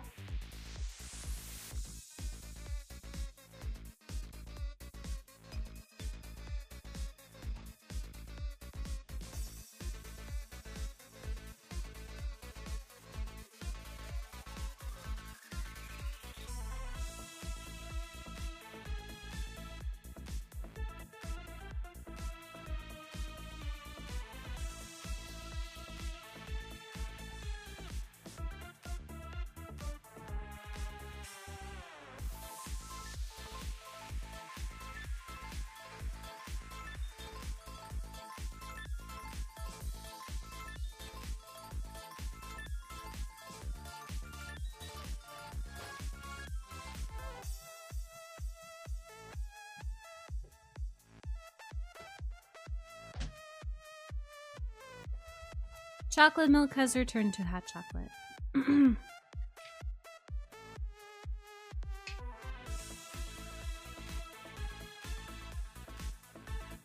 We are dead. Dead? What you've done would normally not be forgiven, but because we're so very, very generous, we answered your pleas and are giving you a second chance. You can try and prove that you deserve to be alive. You, Seva, have committed the sin of wrath. Shame on you. Is it because we're spiteful? I could see that.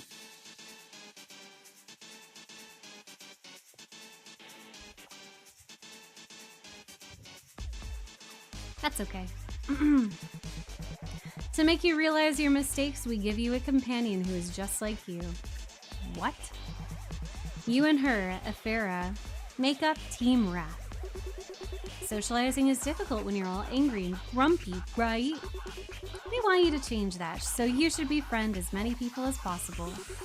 And since we're super considerate, we put 14 sinners here in total. That way you're bound to find someone you can get along with. There are 14 people to say hello to, oh my god. But before you can meet them, you will first need to exit your rooms. This will turn out to be more difficult than you ordinarily expect. Great, I'm great at puzzles. I'm really good at puzzles. Don't worry though, it's supposed to be a fun exercise for you and your sin mate. Studies have shown that solving an escape room together is an excellent team-building activity. Studies have shown that? I thought it was merely your hypothesis. Come on, don't be like that. You know what I mean. No, I will be like that. You should not be spreading blatant misinformation. That's very dangerous. Oh, and who's gonna stop me? I can say whatever I want. Hi, Beaker, we're in an escape room. Your favorite. I'll give you another one. Studies have also shown that you gotta stick up your butt. That is not true. No study has shown that. And I strongly advise you not to use such profane language in front of our subjects.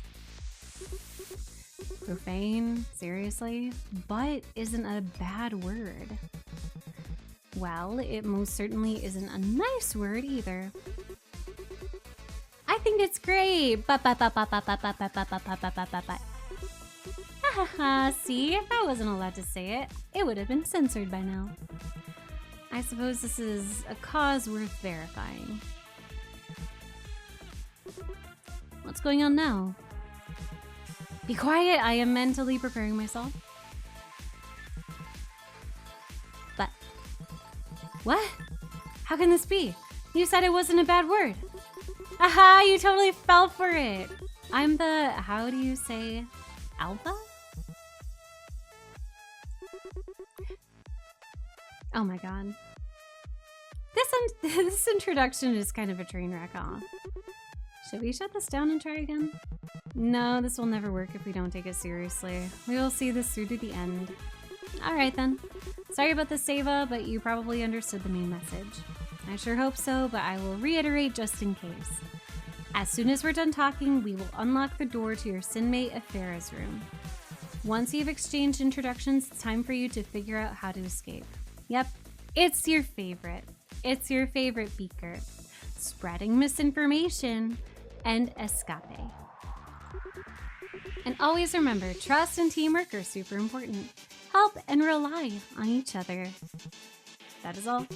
Good luck and see you soon. The screen turns black. We're dead and in purgatory. And in our purgatory, it's a series of escape rooms. It's your favorite Beaker. It's your favorite. I am speechless. My previous theory can't even begin to explain what I just watched. Is this a prank? A social experiment? Am I on some foreign reality TV show? What could anyone gain from something like this? I just want to go home. Suddenly, the door next to my bed cracks open a bit. I cautiously step away. Right, they said my sin mate would be in that room. An individual who committed the sin of wrath. Does that mean they're a violent person? Are they gonna attack me? She's adorable. At last, the door fully opens and a jarringly relaxed girl pops inside. Seva boy! Finally, I get to meet you in person. She has the body language of a drunk person, but her face indicates she's sober. She doesn't seem like a threat, but all of my brain cells are screaming that I don't have the energy to deal with someone like her and that I need to get out of here. Seva sounds like they may have a low social battery.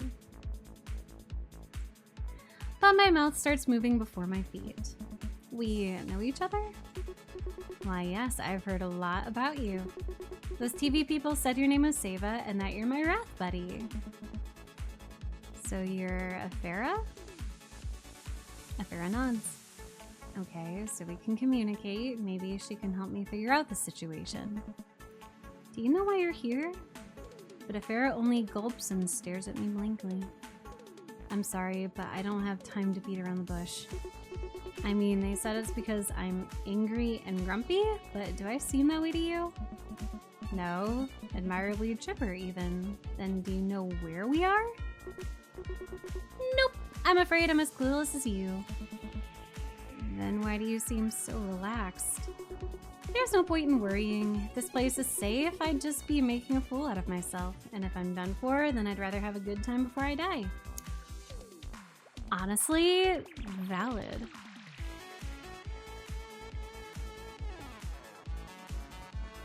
Very real. Can we just admire the fact that there seems to be like a little pixel version of her next to her name, and it's really, really fucking cute. And there's a little picture of me. I'm imagining once there comes to be like a ton of people, this is gonna help with keeping track of who's who, which is very, very, very nice. As someone who has watched playthroughs of games like Danganronpa, I can't remember people's fucking names for the life of me once it gets past like 4. So I appreciate the fact that there's about to be like 14 people, and this is a visual reminder. They're autumn-sized. The clunky Gem has plenty of room in his corner. She has a point, but it's impossible to actually internalize that mindset in a situation like this. A companion who is just like you? Very funny. You get to 4 on a good day and only after I've watched a lot of episodes of something. Anyways, we're buddies, right? So we'll find the answers to your questions together. Right? But shouldn't we first try finding an exit? Oh yeah, it's escape room time. I've played plenty of video games based on that, so you're in good hands. Sorry. My hot chocolate is giving me the big eeps. That too, but I meant escaping this building as a whole. Hi, you plan on just walking out of here? How bold. Well, of course, every building has an exit, and I don't want to stay here for even a second longer. Seva, you are dead. I don't know if there is a door to outside. In fact, this is outrageous. How dare they do this to us? Oh no, don't tell me you want to speak to the manager. I'm not joking. Why should we put up with this? Because it's not up to us. I'm pretty sure they made it hard to leave without their permission. I'll keep an eye open for your sake, but I don't want to anger those who put us here. If we can't find an exit, we need to play along and do what they say, otherwise you're putting both of us in danger. Can you do that? Contrary to her initial cheerfulness, Farah's manner of speaking has become more diplomatic and cold. How could I be so thoughtless? Our kidnappers represent a huge threat and they shouldn't be taken lightly. Don't carbonate my hot chocolate. Who would carbonate their hot chocolate? What sadistic individual would carbonate their hot chocolate?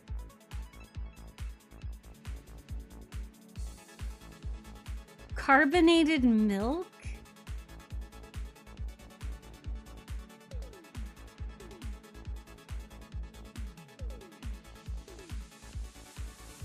Ew. Farah is probably scared of the situation after all. I should give her a reassuring smile. Yeah, that's very reassuring. Good job, Seva. Yeah, I don't see why not. Guys, what kind of face is that? Ah, Farah, you queen. Speak our mind. Face? That's me smiling? We should work on that then. Damn.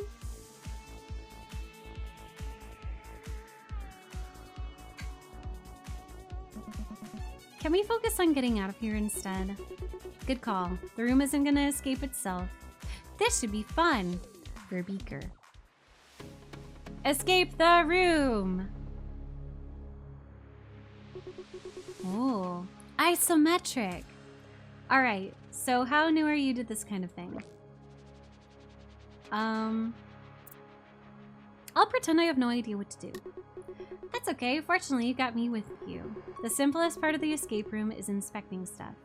You'll often notice things just by taking a closer look. As long as you're thorough, you don't have to worry about missing anything. What else is there? Alright, sometimes you have to pick things up and put them somewhere else. Using items correctly is another big part of escape rooms. And of course, don't try to brute force any... Don't try brute forcing, that's my favorite way to play games. Everything on your own, I'm here too, and I also want to have fun. That being said, would you like me to take care of things if you get stuck? No thanks.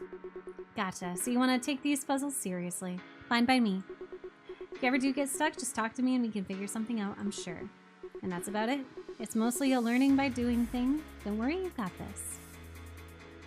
That wasn't an in-depth explanation at all, but I can't bring myself to complain when she looks so excited. I have a big wrinkly brain. Painting. Afera steps in front of the painting and rubs her chin, deep in thought. Oh, I see, yes, it all makes sense to me now. What does? Why I never went to art school. I have no idea what this is supposed to be or mean. Don't you think that one half looks jumbled? For example, if you imagine that part next to this one, the edges would line up. Oh wow, you're right. I was wondering why the other half looked normal. We're probably supposed to fix it. Yeah, I'll give it a try. We're fixing! Okay, so...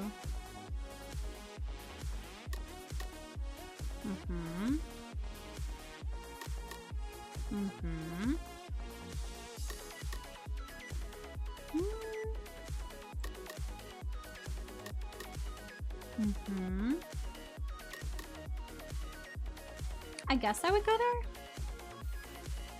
Yeah.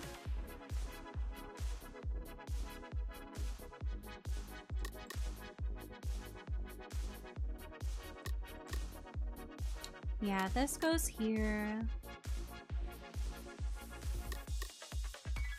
That goes there. No. Yeah. Nice one! My room had a jumbled painting too. I think I can take care of it now. I wouldn't want you believing that you're the smarter one around here. I am super smart. You may say it like that, but I think you just want to be helpful. What?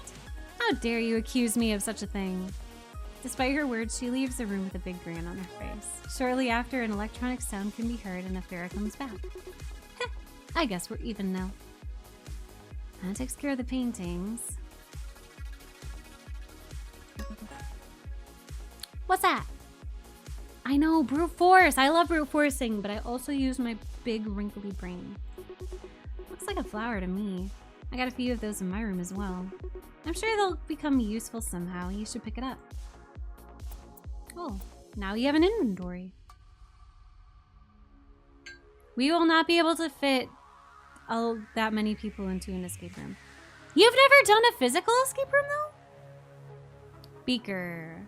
Beaker. Baby boy. Baby boy.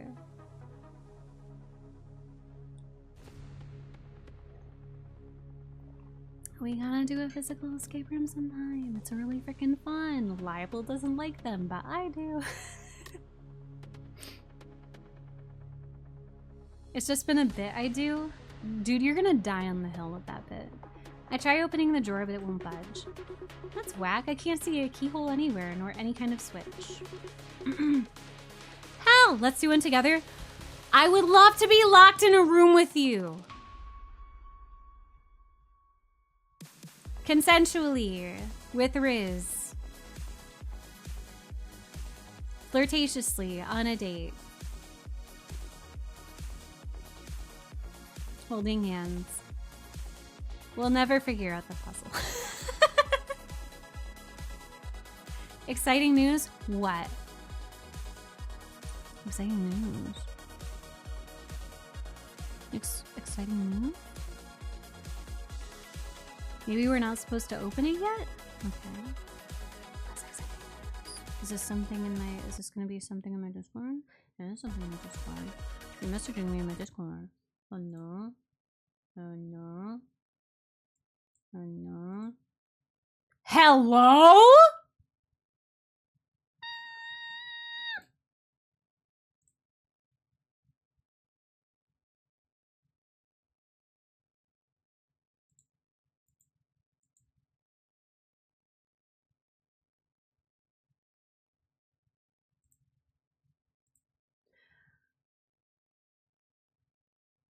You guys should go and follow HOIII, please.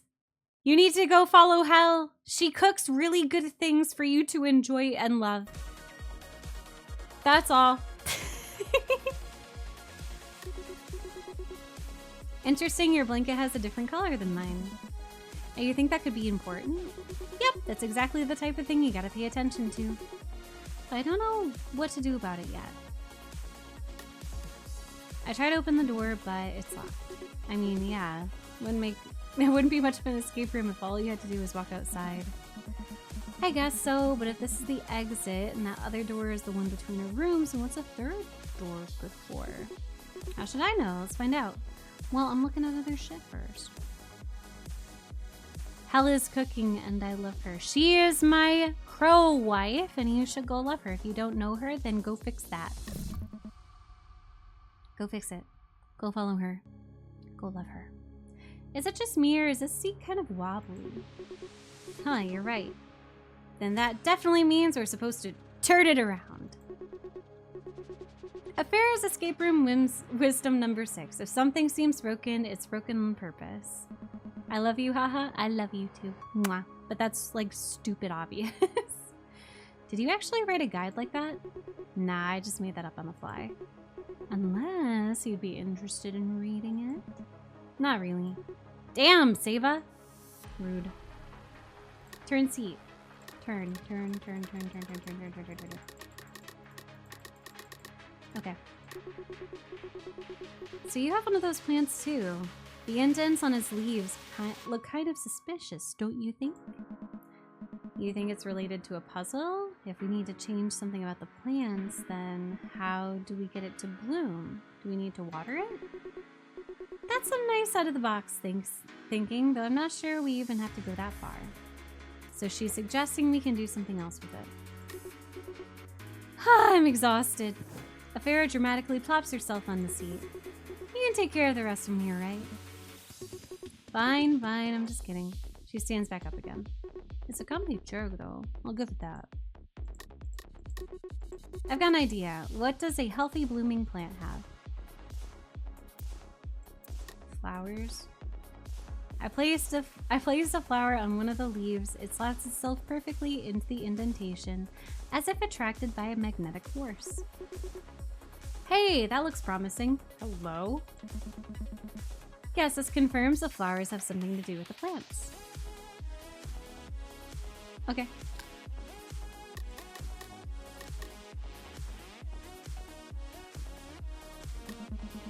Isn't that the door you came through?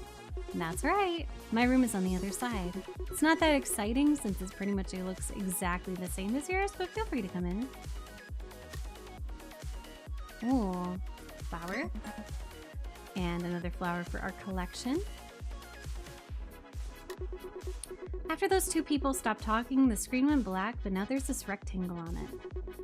Doesn't it look like a kind of battery? Maybe there's some huge game controller charging somewhere.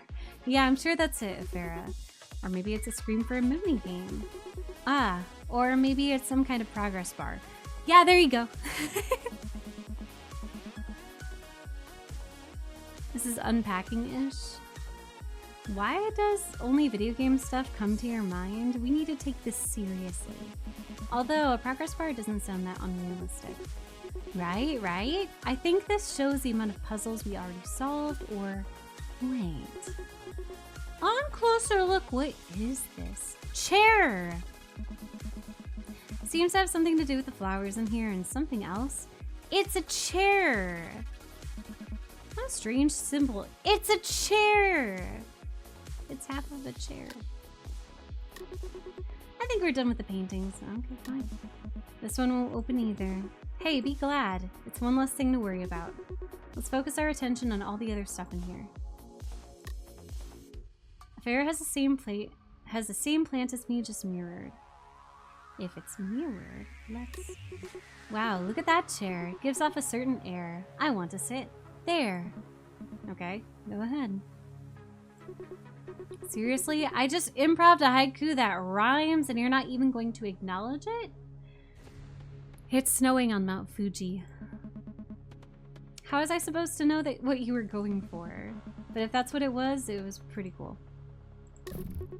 Hey, this one is wobbly too. Now we have one wobbly seat in each room. You know what that means? No, I don't even have a remote idea what that means. Neither do I. We're gonna turn it once and we're gonna look back. Okay.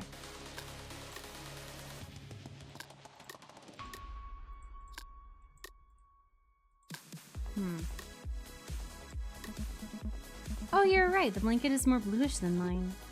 See, our rooms are similar. Otherwise, so that has to be a clue for something. Flip it. Your blanket has a different color on the inside. I think we should try wearing them as capes. Flip the blanket. Flipping your blanket. I see. That way they both be the same color on the outside. Yeah, that could work. We both grab one end of the blanket and flip it over together. Bye, Big J. Welcome in for Sim Chatter. As soon as it's in its place, a jingle can be heard. Hey, nice one, Seba. Say, are you noticing a pattern here? Pattern for what? We're gonna make both rooms the same.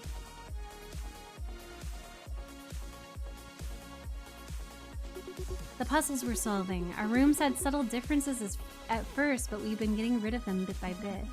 Does that bother you? I perfectly think symmetry is a nice thing. Sure, it's nice to look at and all, but a room reflects your personality, similarly to how your outfit does. Yes, variety is the spice of life, but not in an escape room. So while they aren't forcing us to wear prison uniforms, they're still trying to tell us you're not special or something. Why would we be wearing prison uniforms? Maybe I'm just overthinking things. Okay, back to Seva's room.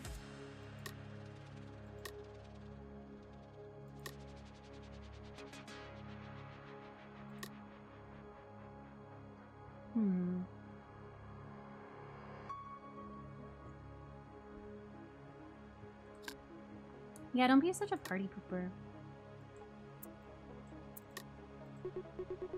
Are you trying to put a flower on my plant? I have my own flowers too, so I got this one covered. Why don't you worry about your own plant? It doesn't look like it has flowers, but okay.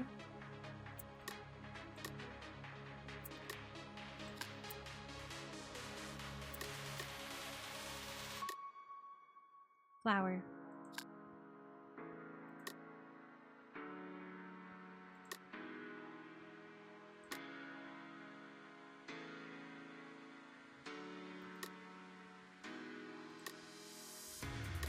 They're mirrored.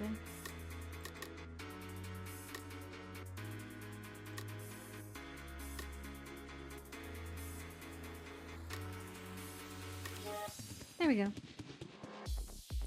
Right as I let go of the seat, a jingle resounds. Nice, we're making steady progress. She tries turning the seat again, but this time it won't budge. Yep, we're done here. Thank you, chairs. Chairs. Door.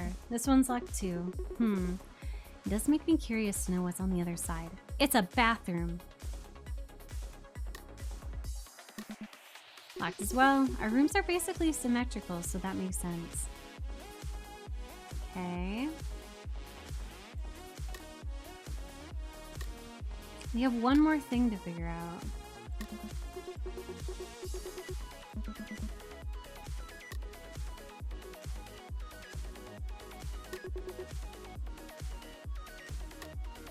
Oh, thank you. Hey, look, there was something under my blanket. Another flower. Bring it along.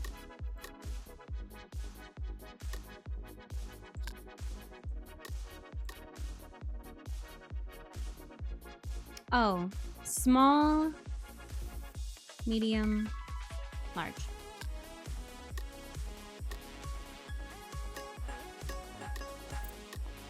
Small, medium, large.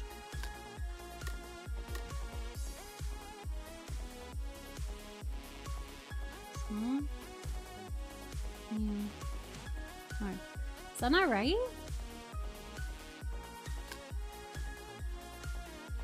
Right. Oh, it's backwards. No, it's not. Yeah, it is. Small, medium, large.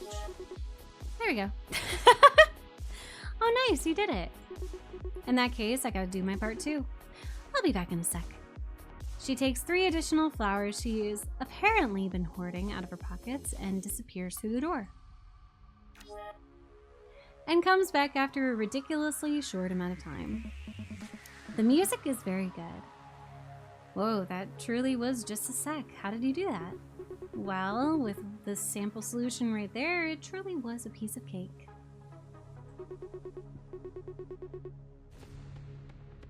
Thanks for doing all the heavy lifting. A sin mate isn't that bad when he does most of the work for you. Hey, don't get used to it. I'm not going an extra hour today. Nope. There's 1 more game after this. I'm only doing 3 today. And then 3 tomorrow, and then 4 on Friday. I wrote, thank you for the work. Best of luck at work today. You got this.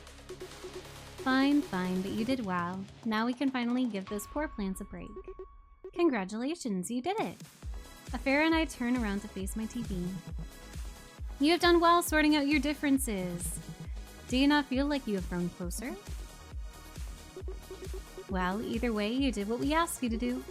This was a nice little warm-up, so now we think you're ready for your first proper task. That is, meeting the other 12 participants. To make the process more formal, we require that you save every participant's basic information on your DA, a digital assistant. Of course, the catch is that you don't have a DA yet. You have to find one first. We've scattered them all around this place, so have fun looking for them. Therefore, your duties are twofold. Familiarize yourselves with the other participants as well as this building. Once all 14 DAs contain information on all participants, your task will be considered complete. We've unlocked the door to the hallway, so we won't hold you up any longer and make lots of new friends. That is all. Good luck and see you soon. Door unlocked! Well then, what are we waiting for? Part nervous, part excited, Afera opens the door and steps outside. I know I prioritize my self-caring beaker. Aren't I a good girl?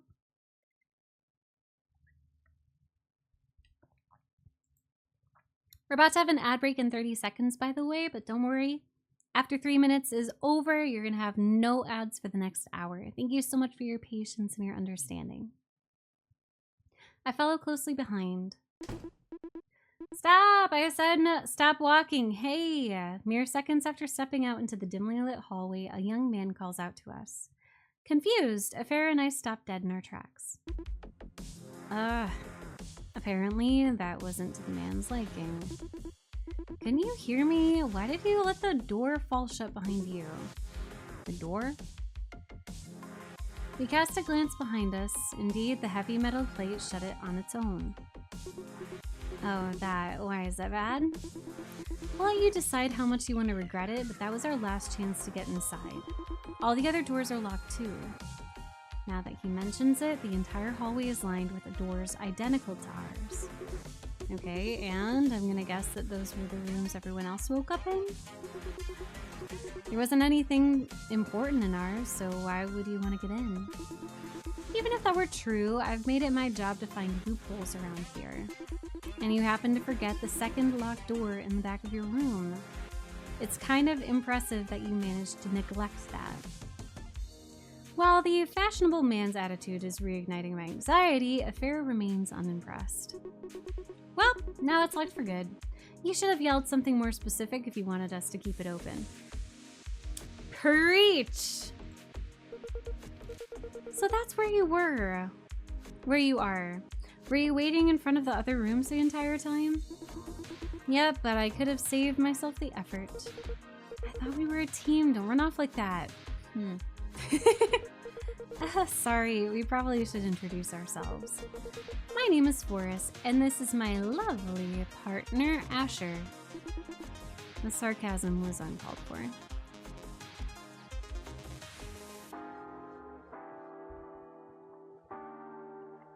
I thought it was very called for. I'm Afera, and this awkward little kid here is Seva. You're Team Wrath, am I right? I think that was the only one we were missing. Right, although I'm not exactly sure how well that name actually fits us. Tell me about it. How do you think we feel about being in Team Lust? Okay, goodbye. Bye, Sakam! Have a wonderful night. See you again super soon. I don't want people's first association with me to be that, you know? And it wouldn't be if you didn't keep bringing it up. Are you joking? They're going to check your profiles anyway, so I'd rather be upfront about it. Wouldn't you be wary of anyone with that sin? Eh, not really. I think it's pretty obvious that our sins aren't based on our crimes, but our personalities. You think so? But don't people commit crimes that align with their personality? I'm just saying we didn't necessarily commit sex crimes, and Team Wrath isn't necessarily the most violent or dangerous. That'd be a little too on the nose, now wouldn't it? I'd sure hope so. But there's no guarantee, is there? It's possible we're trapped in here with all sorts of dangerous individuals. I think the risks are pretty slim. We already talked to everyone and they all seemed nice. That's how it begins in frickin' Danganronpa. And then everybody unsubscribes everybody else from life. In horrible and malicious ways. Due to greed. And selfishness. All is being a bit generous, but most of them had some degree of social competence, yes. That said, where the hell are they? For 14 people, it sure is empty around here. They should be upstairs. Since all the bedroom doors are locked, we quickly lost interest in this area. I only came back down because I was looking for Asher.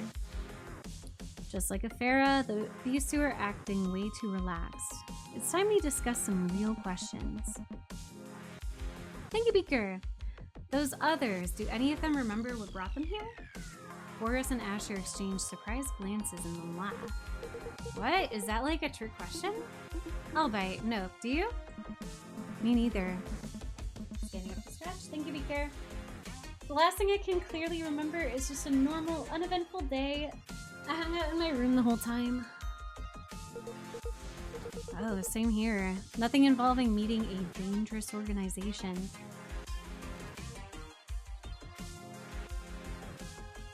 Is this Danganronpa?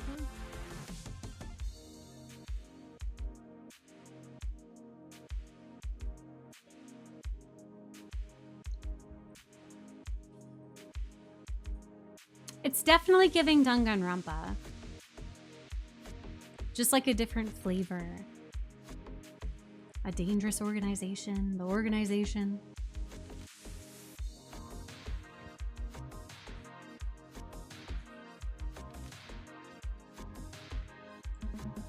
Dangerous organization? Well, who do you think the two people from the video work for? I'm vibing with it too. Benetress, that's what we decided to call them since their names are so long. Whoever their boss is, they must have a huge amount of cash and power. I wonder what their deal is. Ransom money, maybe?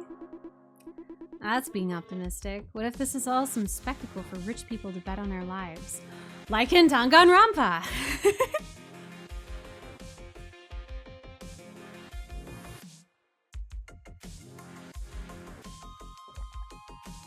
No, it's not a bad thing at all. I'm just like, dang, I haven't had this kind of vibe since watching a Danganronpa playthrough, if that makes sense. And there are some very strange moments in Danganronpa games, but like the vibes overall are like really fun. Oh no, I don't want to turn against you. That's horrible. And not at all an overdone cliche. But also, what do you think my chances are? A lot of people better be betting on me to win. If I wasn't one of the most popular ones, I wouldn't be able to recover from that. I don't know when I started shaking again, but the current topic definitely didn't help. I've never dealt with a situation like this before. I was never confronted with so much uncertainty and fear. For the past 19 years, I've been an upstanding citizen and got to live a peaceful life in return. I followed every law, every rule, every social convention, so why is this happening to me? And for some reason, the others seem to have adapted already. They're just accepting the situation how it is without so much as a complaint. What's up with that? Do they have nerves of steel, or am I seriously the one who's overreacting? Suddenly, I notice something nudging my arm. Hey, buddy, you alright? I'm snapped out of my thoughts and the shaking stops. I'm fine, just a little overwhelmed. Sorry, we were just joking around, you know? Should we change the topic? After casting one more cautious glance at me, Farah lets go of me.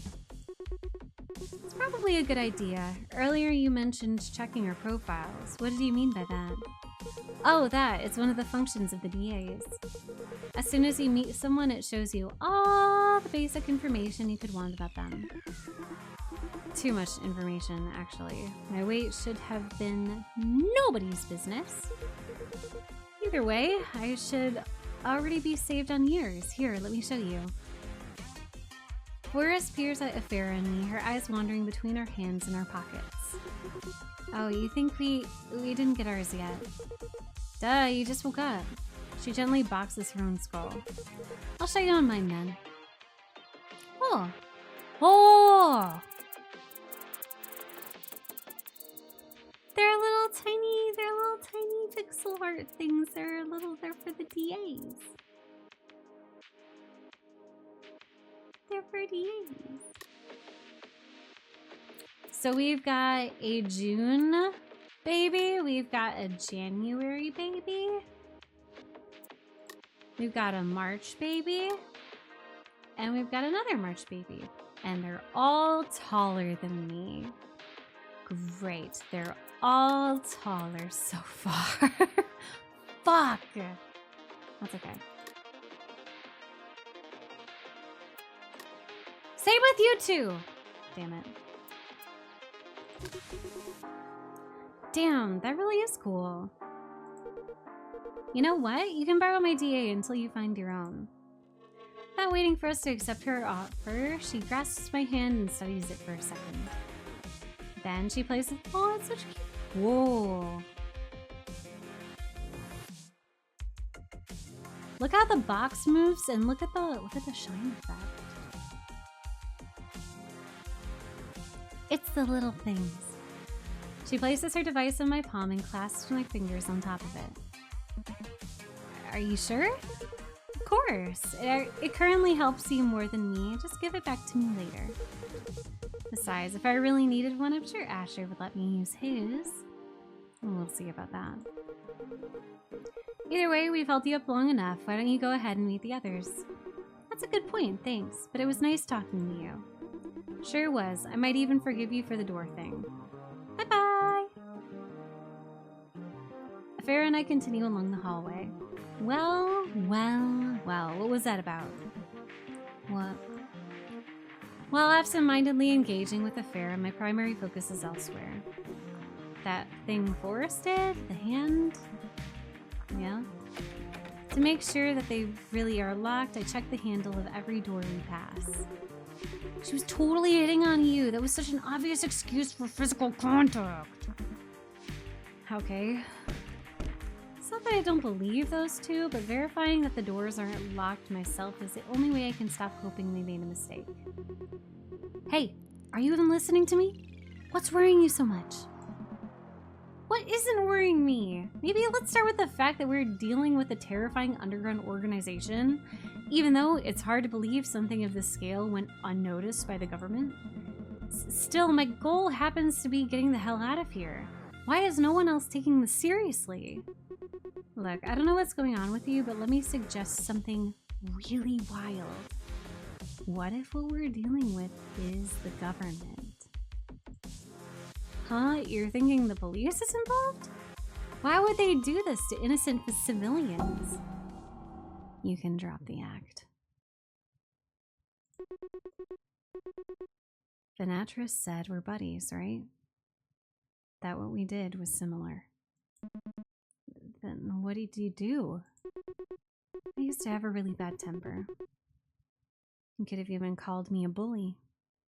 So I'll admit putting me in Team Wrath isn't completely inaccurate. What about you? They must be punishing you for a reason. Well, I've been thinking about it, and maybe it's the fact that I've been wasting my time. I graduated high school a few weeks ago and haven't even looked into what I want to do next. How is that enough for you to be punished? Wouldn't you have to refuse work way longer than that? I mean, I'm not sure what the latest guidelines are. It's possible they voted on it, made conditions more strict, and I neglected to keep up with the news. And if that was my fate, I'd accept it, but then why am I still alive? Shouldn't they just kill me? All of this is way too fishy. What if this is the work of a group of evil rich people after all? I don't want to die. So you don't want to die, but you'd be okay with the government killing you. Of course. That's what it means to be an upstanding citizen. Society would be better off without me. Seva, you need therapy. Every single person that we've played needs therapy. Everyone needs therapy. So much therapy is needed in these games. So much could be solved with just a little bit of therapy. And maybe some medication. Dang, then how on earth did you end up in here? That's what I'd like to know. Either way, try to wipe the evil millionaire thing from your mind. That's not what's happening here. Venatris said they're giving us a chance to prove our worth. I think as long as we follow their instructions, they'll let us stay alive. How can you be so cheerful about this? We could still die. If it wasn't for our current situation, we'd already be dead. So I'm grateful for this opportunity. I'll show them that I'm not a bully anymore. That I can get along with everyone just fine. Same goes for you. They'll see that they were wrong about you, and if you make some friends here. I think you already made one. Who? Huh? Who? Me, you dumbass. Despite being called a dumbass, I can't help but smile. Your bully is showing. Is Goofball better? I nod. See, I'm working on it. Oh, we have affection. We keep walking along the corridor, eager to meet the other participants. This concludes a quick demo. Thank you for playing. The long demo is 10 hours long. So if you want to meet some more of the people in this game, solve some more puzzles, and wishlisted on Steam, please look up Artificial Selection. That's really good. Big fan. Big fan. Big fan. Wishlist on Steam. Keep.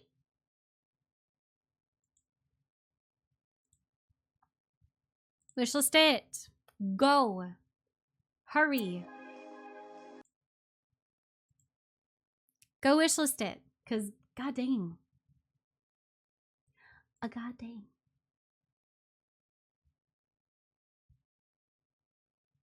I'm very excited. There we go. A 10-hour demo? You get to solve more of the rooms. More of the rooms. Which is heckin' cool. And now, guys, gals, and non-binary pals, we have a single game left for today. A single game. Which this one, I gotta say, I saw the art for this game and I was like blown away. Absolutely stun-locked by this game. This is called Quality Dreams. Quality dreams reasonably priced. And supposedly it has a lot of inspiration from games that we have played and know and love. So, Okigoba. let's take a look. You have our attention? I better be having your attention this whole week. Because so many of these games are so freaking good. Bye, McClunky. Stay comfy and we'll see you again super soon. No worries. Have a good rest of your day. And thank you, Snow, for the self-care.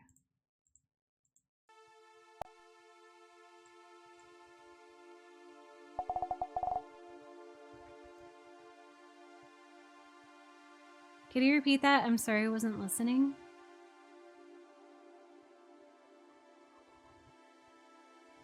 No, I cannot repeat.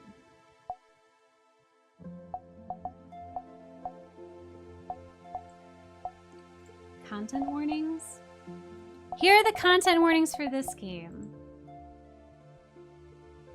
Animals in peril and dying. Recreational drugs, job risk, and work impropriety, lack of autonomy, medical costs, monetary stress, parental abuse, and transphobia are all covered in this game. If you have any difficulty with any of these things, you are very valid, and I want you to feel safe and comfortable.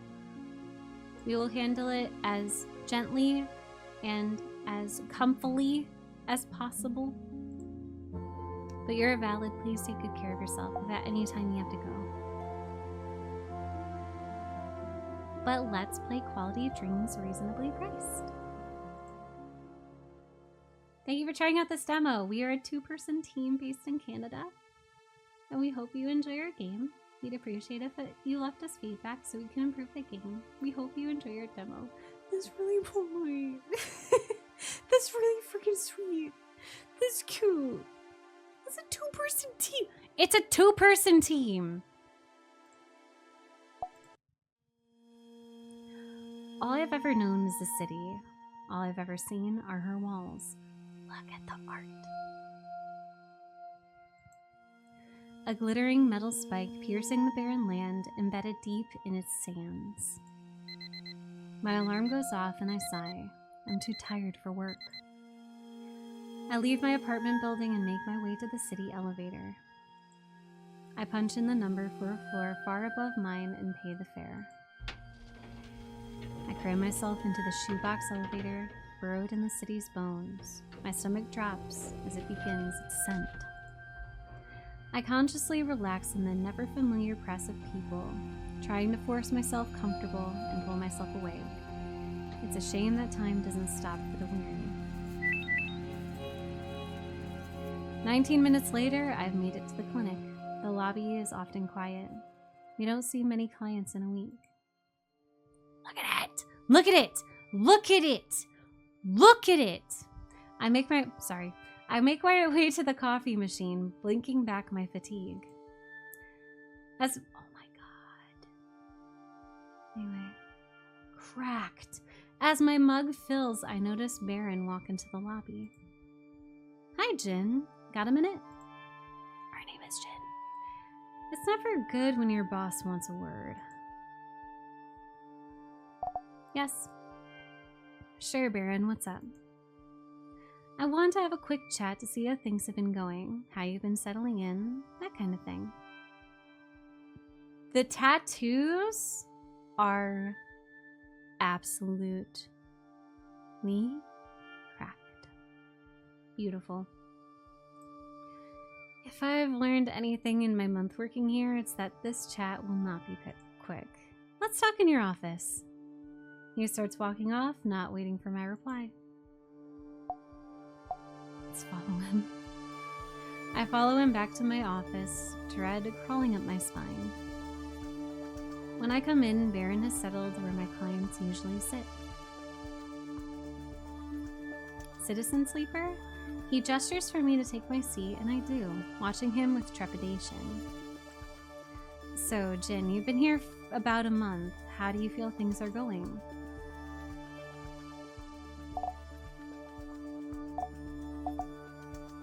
About a month. I think in a month, I feel like you'd still be learning stuff. I'm not an expert on everything yet, but I'm taking every opportunity to learn and better myself. Perfect answer. That's what I like to hear. I'll be frank, Jin. You're not hitting your targets. And I know you're new, and this is your first job as a psycholine, and it's been a slow month in terms of clients. I get that. I feel confident. I love that their poses change. Little things. I feel confident that you'll do better once you're in the full swing of things. But just for my own peace of mind and for your good as well, I'd like us to do a little mock client interview. Yeah, thank you for not being first. Welcome in. Pretend I'm here to get some mods. Okay. I swallow a sigh. Alright, welcome to Envisage Poetry. Envisage Poetry? That's a pretty name. Envisage Poetry. I try my best not to cringe when I say the name. How Baron came up with something so awful, I'll never understand. Introduce yourself. Hi, I'm Jin. My pronouns are any and all. I'll be consulting on your modifications today. Hello, Jin. I'm Baron, and my pronouns are he, him. It's very nice to meet you. I'm a little surprised he didn't go for a fake name. Fill out the form? Before we start, would you mind filling out this form? I don't think there's a need for that. Can't you just ask me about what you need to know?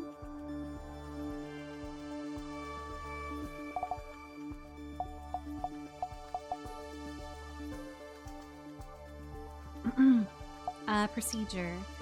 It's our clinic's standard procedure for you to complete this form before we conduct our assessments. Just ask me the questions and write my answers into your form. No, push back. It's policy. Make an exception.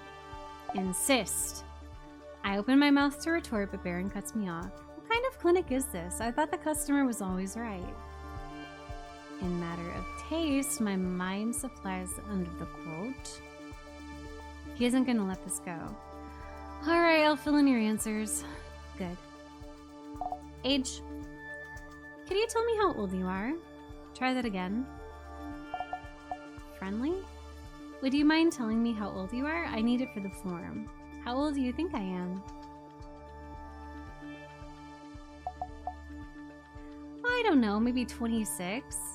You flatter me. I'm 37, but I'm glad that you see me as so youthful. I like Baron. Alright, desired procedure. So what mods are you interested in getting? I'm not sure. Maybe something to add a glow to my tattoos? That would be freaking sick. That's a good choice. That's a good choice. It's really in right now. Are you saying it's unoriginal? I just mean it's popular. Okay. Let's pause for a second. Most clients will have an idea of what they want, and that's great, but people don't always know what's best for them. Okay? You have to learn about them and guide them to the best decision. Okay. Client uncertainty. What if the client's uncertainty is indicating that they're not ready for this decision right now? Then it's your job to uncover the truth and make them certain of what you decide. They should leave feeling like they made the right choice, even if that choice is not getting mods. Getting mods reversed is very expensive, and often we can't put someone back exactly how they were before the initial procedure. We don't want our customers to be dissatisfied or asking for refunds. We're trying to bring joy into the world. Joy over sales? I don't understand. Are we trying to bring our clients joy or sell them mods? It's the same thing. Mods make people happy, or they should. If the mod isn't helping, then we shouldn't be recommending it.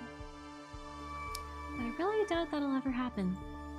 Mods make things better. Maybe this hypothetical customer just hadn't found the right mod yet.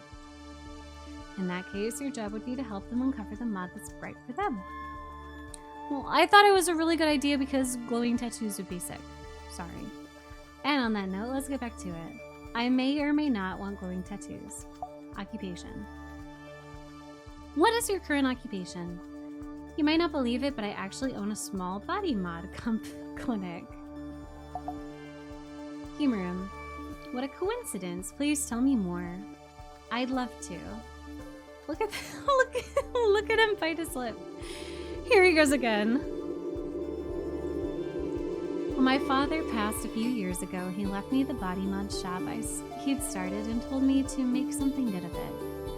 I'm not sure if he meant do good or be profitable, but I chose to believe he meant do true good. To bring goodness into the world. So I took the little clinic and I diversified it. We increased variety and dropped prices. Now more people than ever can access mods. Yeah, if you could turn the tattoos on and off, that would be nice. Did it cost me? Of course it did. Well, at least at the beginning. At the beginning, at least. But it was all worth it to give people more access to mods. More people access to mods. I'm moving the words around and I'm very sorry. He loves to tell the story any chance he gets. That's all the forum questions out of the way. Time to move on to the rest of the interview. Appeal of glowing tattoos. What makes you want glowing tattoos? What do you like about them? They look nice, they're in fashion, they're cheap. What's not to like? Budget. What does your budget look like for this procedure? Oh, it's very tight. 3,000? I noted down, glowing tattoos usually range from 600 to 5,000, depending on the size, features, and whether there's a complete design on the skin. Will that be a problem? Maybe. It could, depending on what model and features you end up choosing, but I'll be here to help you pick out something within your budget. Perfect. Rest. You'll need to take the rest of the day easy once you've had the procedure. Can you make time for that? No, no, no, no, no. What? What's wrong? You can't ask like that. You need to ask nicely. Like, do you have any plans for after the procedure? That's too vague. Won't it be unclear what I mean if I say that? Then ask a follow-up question. Do you need a script? Plans after mods. Do you have any plans for after the procedure?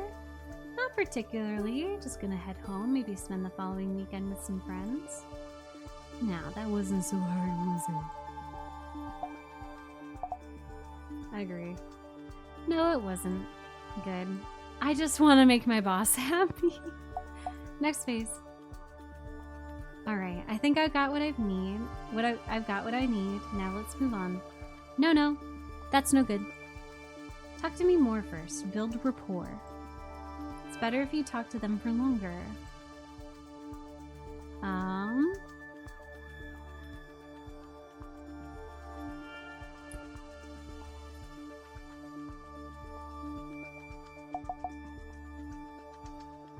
Peer clients. Doesn't that just mean I see fewer clients in a day? People like to feel important and looked after. You want to make them feel special, like you care about them.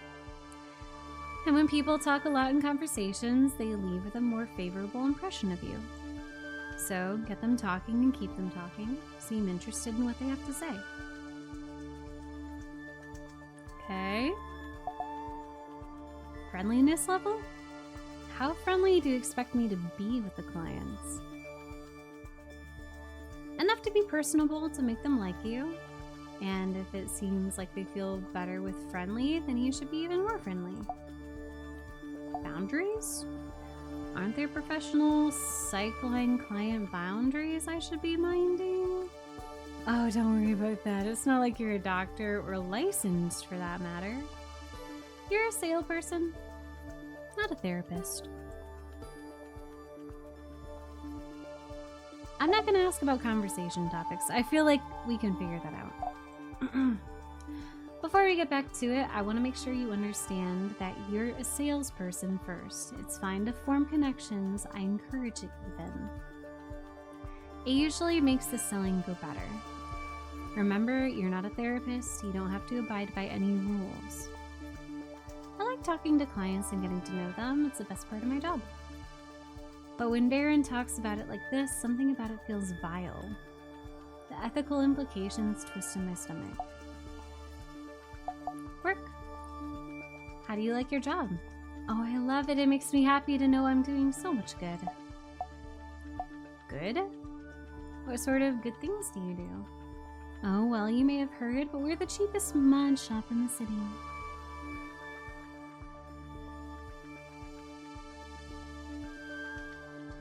I know, I want to have hope that Baron's good.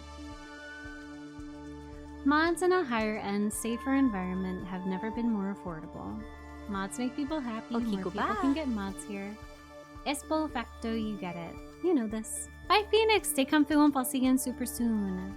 Stay comfy, Womp. And much better job. Well done with the small talk. It helps you and it keeps me happy. I feel like I'm really getting my money's worth. Kiss his ass! It's good to get the practice in. Happy to be of help. Hobbies. Do you have any hobbies? As a small business owner and entrepreneur, my work takes up most of my time. But I do quite enjoy music. Do you have a recommendation? Of course. I listen to many genres: neoclassical punk, ferocious flute, pop folk metal, underground M-pop covers. But you'd probably like Birdsong and Symbols, Volume 3. It's a concept album about childbirth expressed through birdsong, wind chime, and cymbals. That sounds fucking awesome. It sounds like art. Oh my god. It's very unique. Robbie, thank you so much for the self-care. It's a must listen if you're looking to expand your music repertoire. I'll check it out. Thanks. I definitely won't. I would. What the fuck, Jin? What's your favorite element? What do you like the most about music? That such a wide range of experiences, emotions, visions, and memories can be evoked through only our ears. Although we do offer mods that make music a multi-sensorial experience. Though you know that, of course. Do you compose or just listen? I experiment, but I wouldn't call what I create music. It's much too crude for that. Alright, I think I've got what I need. Let's move on. To the recommendation. Excellent. I look over my notes detailing my talk with Baron. They're a mess of advice and intentional obfuscation. So I think you better recommend me. I recommend you. You'll be happy to hear that I do recommend you then. Great! My reasoning being that it suits him. Glowing tattoos would suit you well. You really think so? And what if I wanted the high-end version that changes color depending on my environment? What would you say then? Deferred decision. I tell you to go home and think about what you really want. If it's important to get the higher-end model, then you can come back once you're ready to make that kind of decision. And if you decide getting the mods sooner is best, then you can come back immediately and we'll schedule you in. Come on, Jin, you know better than to send away a customer. What the fuck? I thought that was a good one! Your job is to help make these decisions, not ask them to leave to make it themselves. You're lucky I'm not a real client. We might have lost a customer. I apologize. I'm sorry. It won't happen again. It better not. Now for my favorite part. Guess. The cross-selling? The upselling and cross-selling. As you know or should know, you check the catalog in front of you and pick out some options you think I'd like. Pitch them to me, but don't push too much. You'll come off as annoying. Oh. I pull open my tablet.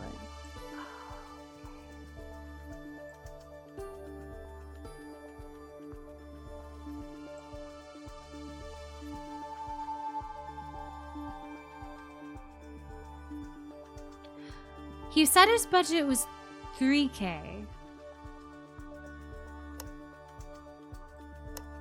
I can't do both of these because it'll go too much. But we could do this and it would not go over.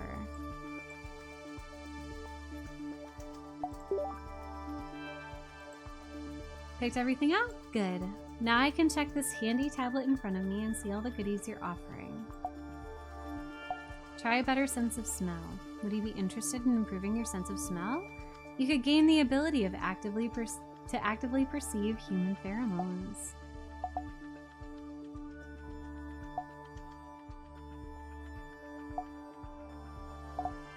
Like a lie detector?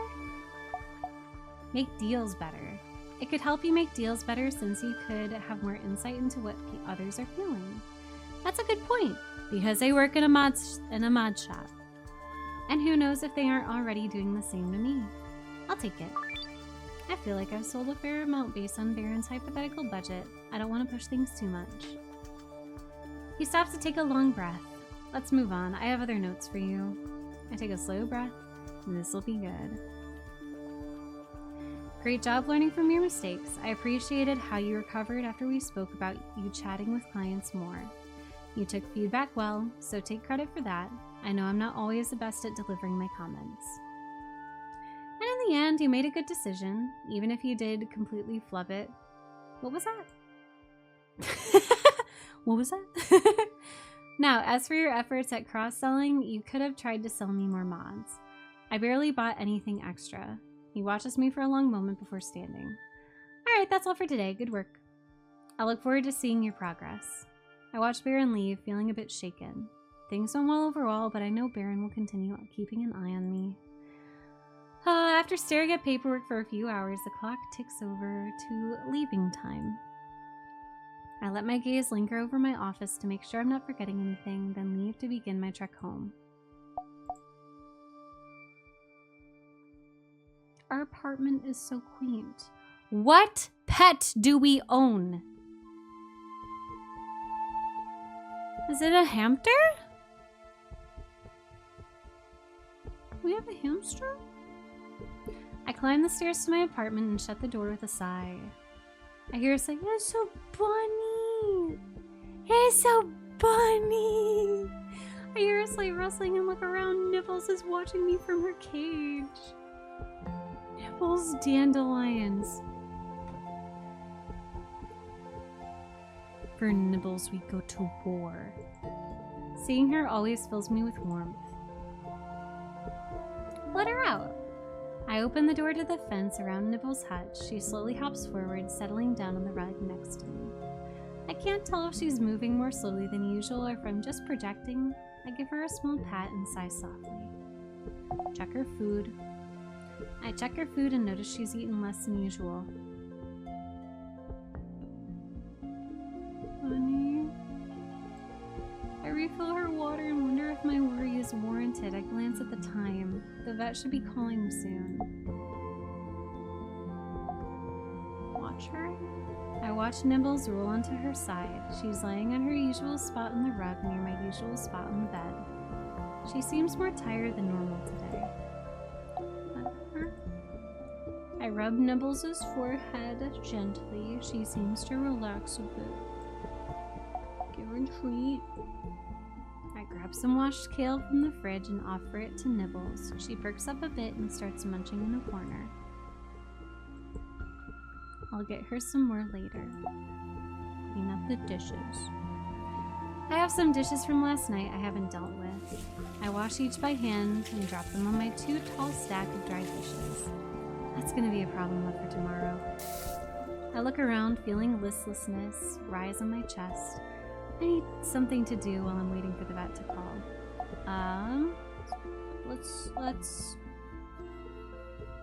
Unpack? I moved down into this apartment about 2 months ago. I couldn't afford my old one anymore. I look around the space that doesn't quite feel like home and can't help but notice all the ways it's worse. Not to Nibbles. The room is too small for all of my stuff. Much of it still sits in half-unpacked boxes. It's further from my new job, adding time to my commute and shifting my sleep schedule. I still wake bleary some days. And no amenities are included. The savings come at the expense of any comfort. Home does not feel like a place of rest. Mechanically, I pull objects out of boxes and try to find room for them in the overstuffed cupboards and drawers. After about 2 boxes, my brain starts to hurt. I'll leave the rest for another day.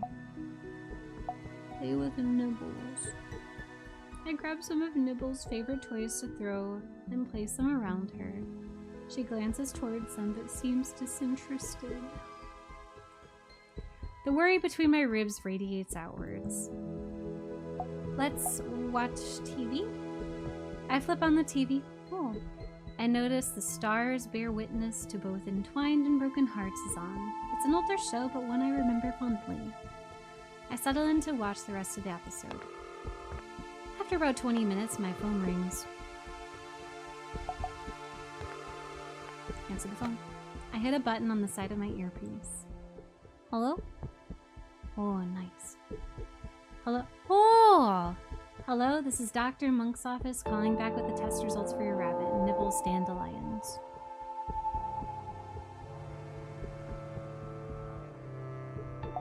Pleasantries.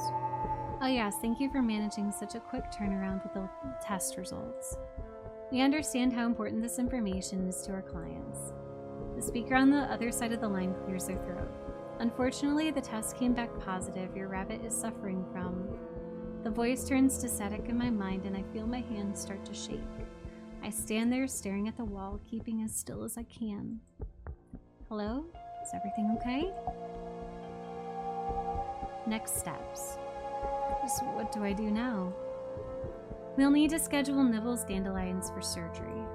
My blood runs cold. Is she gonna be okay? How much is this gonna cost?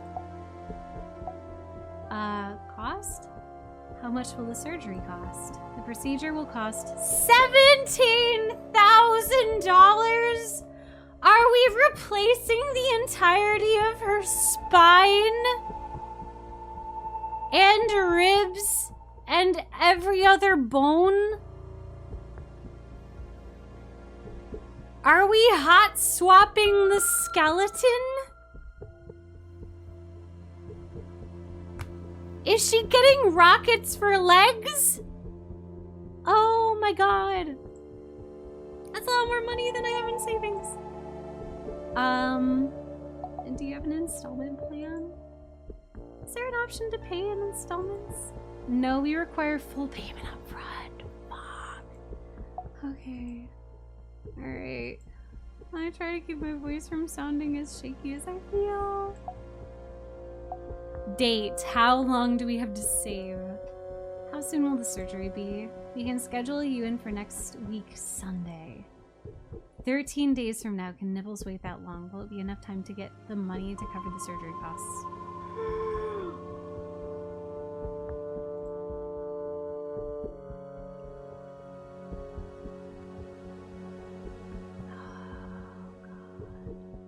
Do you have any sooner? Are there any available dates any sooner? Unfortunately, this is the earliest date we can schedule you for. Okay. Okay, thank you. I notice I'm biting my lip and stop. Details? Just what will happen in the surgery. We'll remove the infected organs. After, we'll put Nibbles Dandelions on an antibiotics regimen, and in a month or so, she should fully recover. Alternative treatments? This is the option with the greatest chance of success. Alternatives require prolonged treatment and are not guaranteed to permanently cure Nibbles. Risks? Are there any risks? We have performed this procedure many times. There's very little risk, about as much as getting a nano-animated tattoo. That's crazy, but okay. Very low risk. Okay. Okay, thank you. We finalize the appointment details and I hang up the phone. I look down at where Nibbles is flopped on the floor and my heart sinks. Saving 17,012 days, well, 11 work days isn't impossible, but I don't feel good about my odds. 17,000. I sit down next to Nibbles and I run a hand through her fur. I can't imagine losing her. I don't remember making dinner and the food is tasteless when I eat it. I keep glancing over at Nibbles, reassuring myself that she's still there. Oh my god, baby. The apartment feels more cramped than usual. I usually keep the window closed, but today it makes the walls feel like they're closing in on me. Before I head to bed, I open my banking app to pay my utilities. Oh my god. Can we just acknowledge the papers, please? Inspo for this. Might be best not to keep paying for so many luxuries, at least until I've saved enough for Nibbles. It's available in full game. Let me remove these. I'll deal with noise. When's the full game coming out for this game?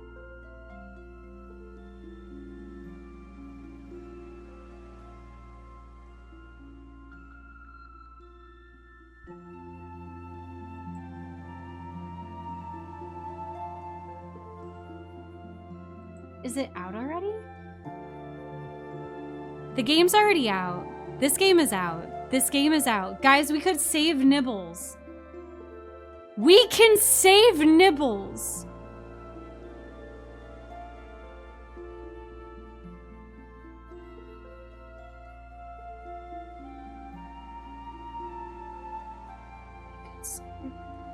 We could save Nibbles. I'm worried that Nibbles won't make it.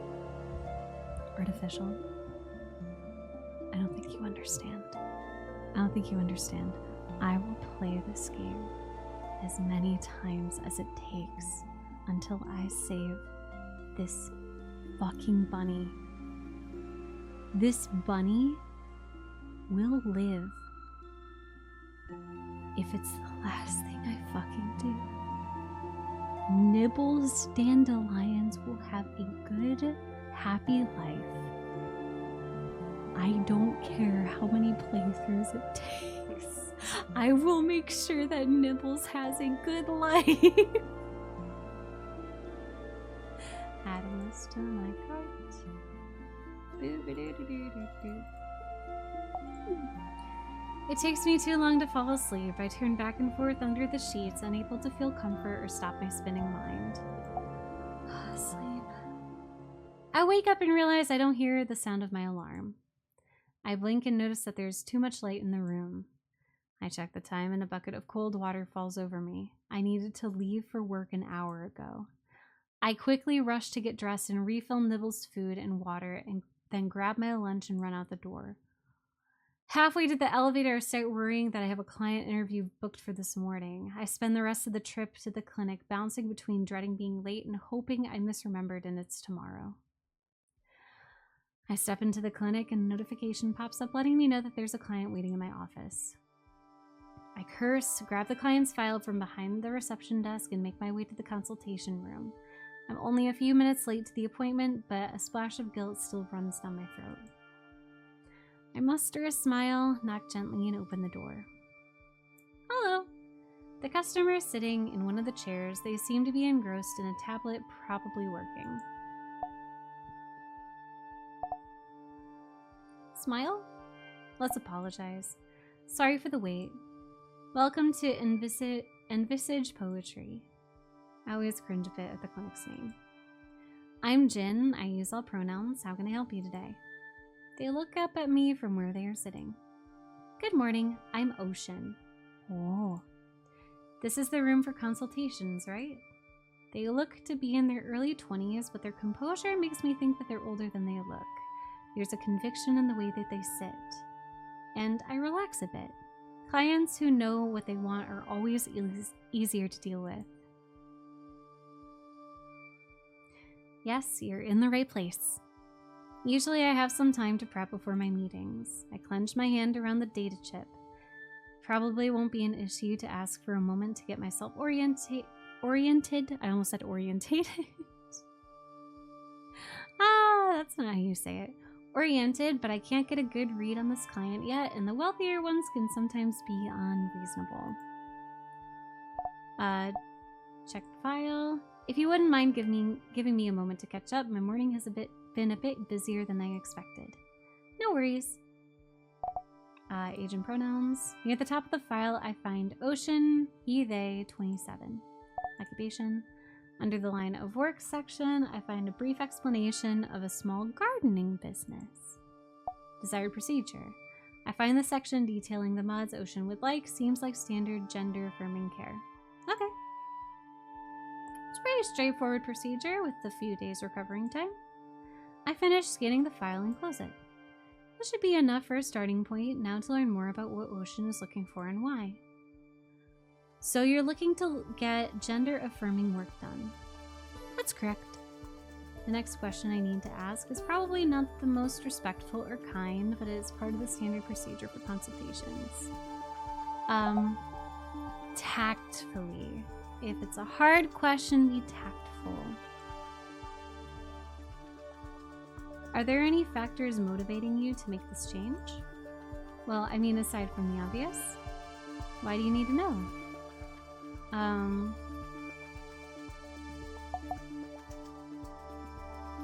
To understand? I'm just trying to understand you better. Knowing what you're looking for will help me recommend options. They sigh. I socially transitioned some time ago and started taking hormones sometime after that, but being honest with myself is something I've had to learn. About a year ago, I realized that I'm not happy with how things are. I'm uncomfortable when I see myself in the mirror. I don't like parts of my body. And I can understand that now, so I want to take steps to make myself happier. You're so valid. Realizing. What made you realize that you weren't happy? After I socially transitioned, things in my life got a lot better, and I realized how unhappy I was before. As things got better, I got better at learning what in my life made me unhappy, and I started taking steps to address those things. This is just the newest in a series of realizations. It's something that took some time and a lot of introspection to figure out. Understand. It's really understandable. Figuring out yourself and your needs can be hard, especially since we grow up in a world that thinks everyone requires the same things. Ocean sighs in agreement. You got that right. Anyways, after all that, it was just a matter of saving up enough money to visit a clinic. I've done my research, and I should have the right amount to cover everything I'm looking for.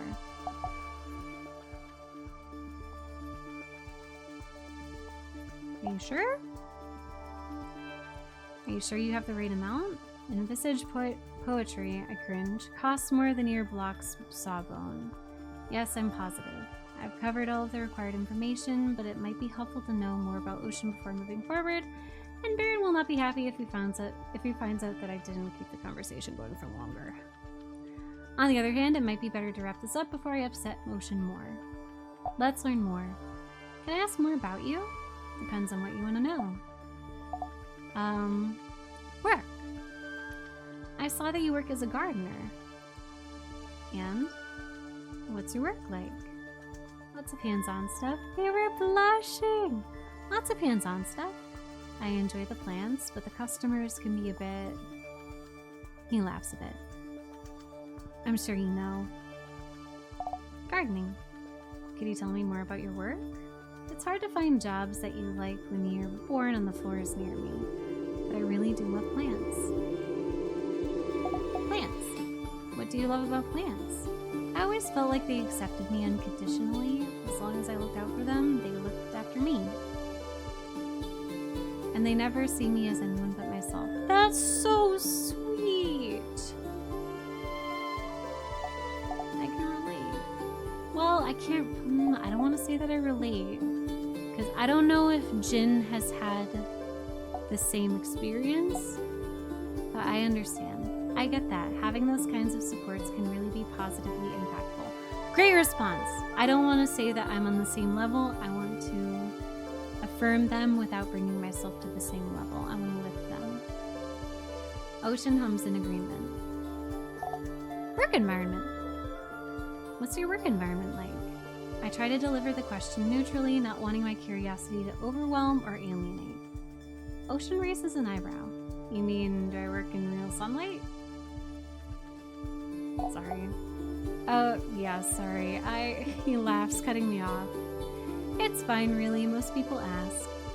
Not all my clients are high enough up, but a lot of them get almost direct sunlight.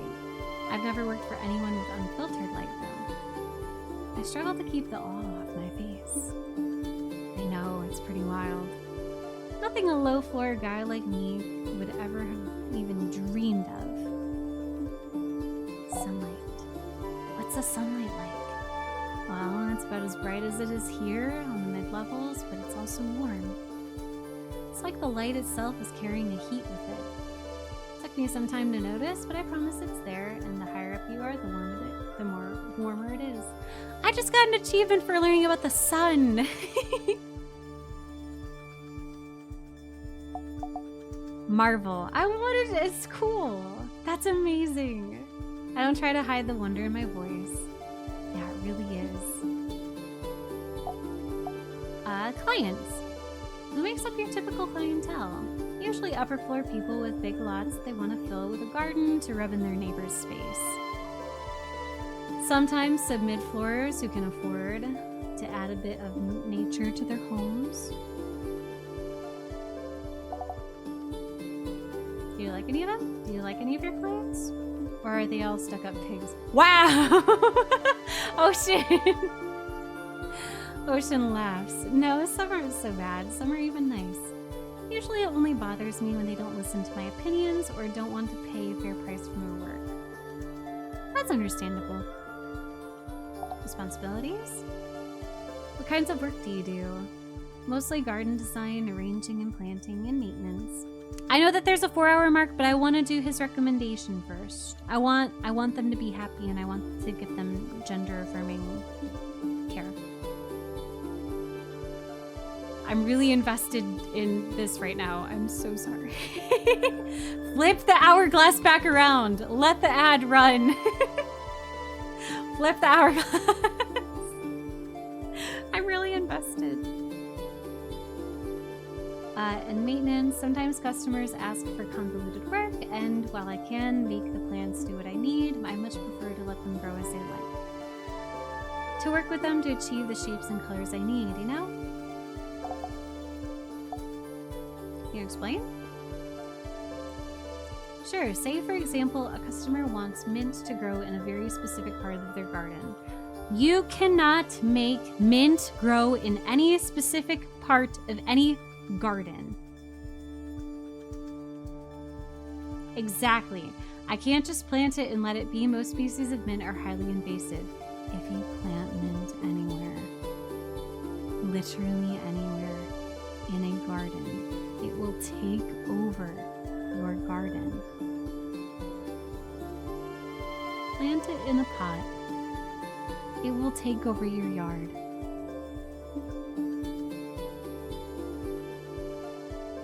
I will be playing this game on stream, not as a demo. I already have it in my Steam cart. I will be buying this after stream because it's already available.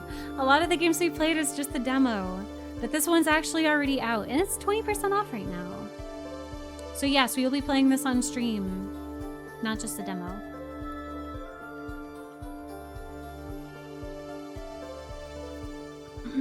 So I'm left with a few options. I can use withering stones to create a barrier that goes through the ground and up far into the air.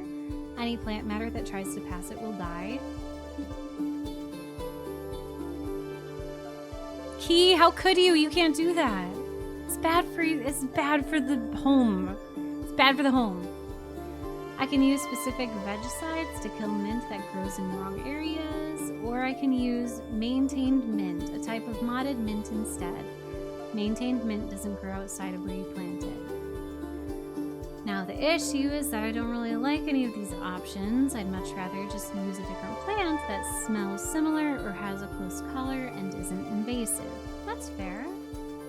Problem solved. Much simpler. That's what I mean by working with the plants. It means taking their nature into account and using that to create the desired effect. Does that help? Yes. I get that. I try to do something similar when making my recommendations. Often I find myself suggesting mods that fit a client's needs more than their wants. Ocean hums thoughtfully. Let's move on. Now that I have a better understanding of Ocean's work, I feel comfortable moving on. Hobbies! Do you have any hobbies? I'm really into tea, actually. Let's go! Tea. Can you tell me a bit more about tea? What do you want to know? Favorite tea? What kinds of tea do you like? Oh, all kinds, really. I've gotten into mushroom tea.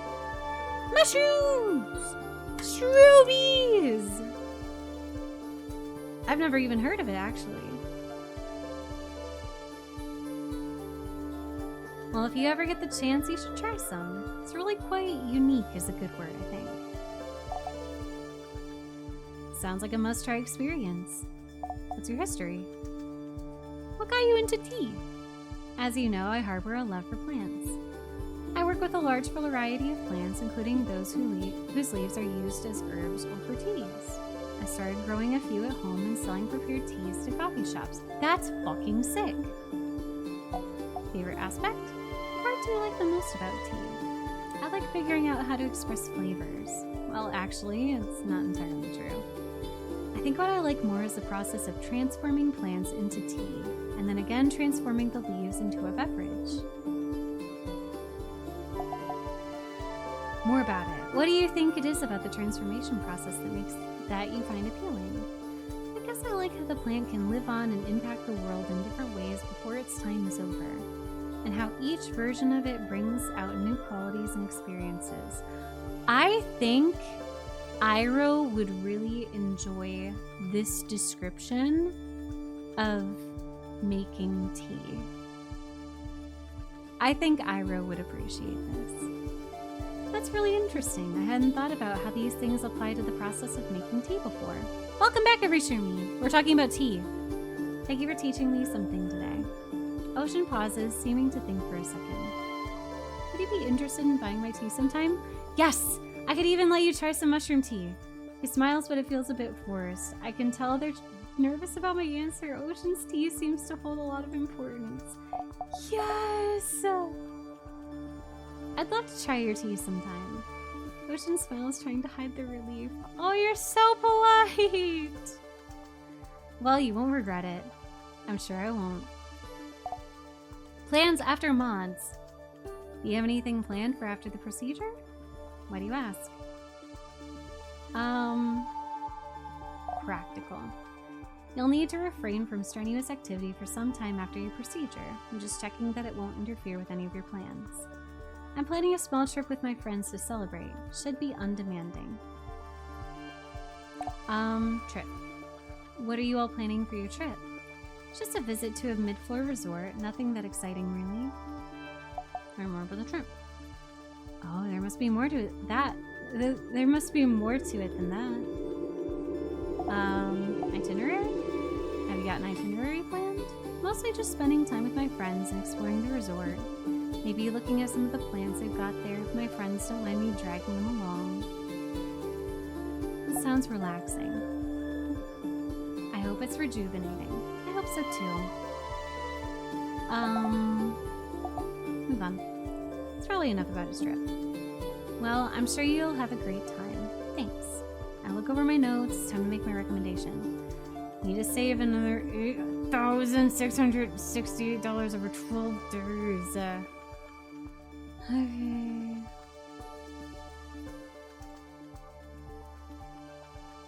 I mean, I recommend it.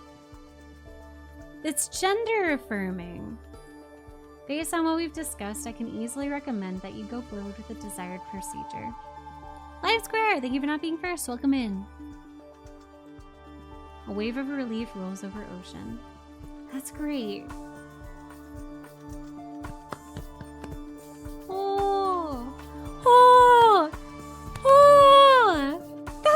really cute. The achievement for that one for recommending their gender-affirming care is called Cracking Chrysalis. Ocean's a butterfly. Ocean is becoming a butterfly, a beautiful butterfly. I love this game. We discussed what Ocean is looking to get done, and I put together a suggested plan. Now it's time to see if I can get Ocean to agree to buy anything more. Oh my god.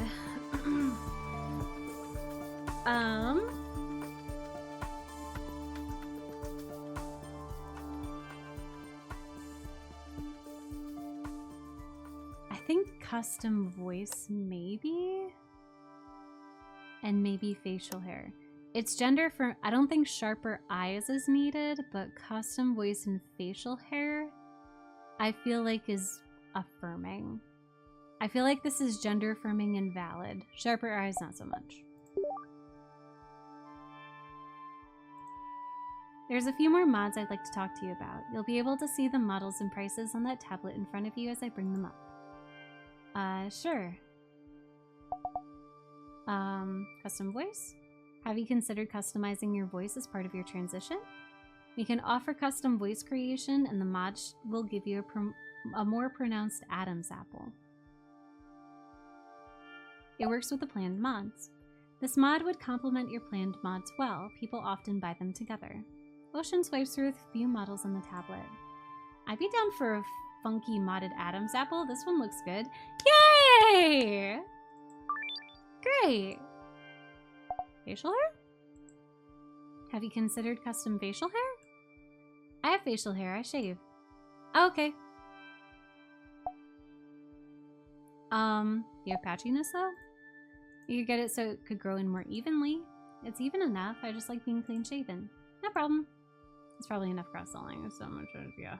It's only so much he was willing to spend. That's good. That is good enough. We settled on procedure details and I explained the remaining information to Ocean. And I like Ocean's eyes. I think they have very pretty eyes. I don't think they need to be sharp. All eye shapes are gorgeous. Next, our clinic surgeon, Dr. Soul, will give you a quick physical to double check you're fit for the procedure. Once you've gotten a clean bill of health, I'll schedule your operation date. At that point, I'll also take your deposit, which will be half the total cost. Sound good? Ocean smiles, the tension uncurling from their shoulders. Sounds great. I return his smile and we shake hands. Theirs feels firm and welcoming. We walk out of my office together. That's so wholesome! Oh my god! A bit later. Having seen Soul set up Ocean's appointment and gotten their deposit, I return to my office to get started on the post-session paperwork. It's so good! Thank you, Beaker. A few hours later, I hear a knock on my wall by the open door to my office, and I look up. Is it Baron? Nope, it's Soul. Got a minute?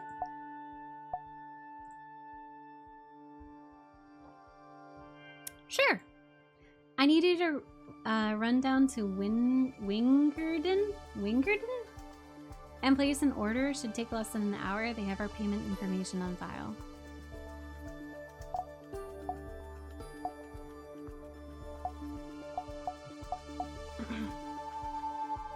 I have paperwork. Look, I really need to finish this paperwork. Then finish it once you're back. You'll have time. Baron doesn't care about the paperwork anyways. He doesn't care? He doesn't? Well, he won't be reading it today. What do you need me to get? Soul hands me a list. A list? It's all here and the bag is in its usual place. Just give that to Wingerden. She'll know what to do with it. Feel free to call me if you have any questions or if they give you any trouble. Trouble? Shrug. You know how Wingerden gets. No? Before I have time to follow up, Soul gives a wave and walks back out of my office. I look down at the list she gave me with a sigh. Guess I'm off to Winnie's.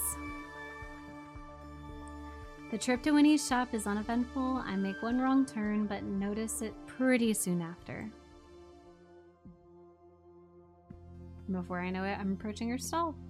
I think this is a good point to stop for now. for now. This is such a good game. What a wonderful day of games. Oh my god.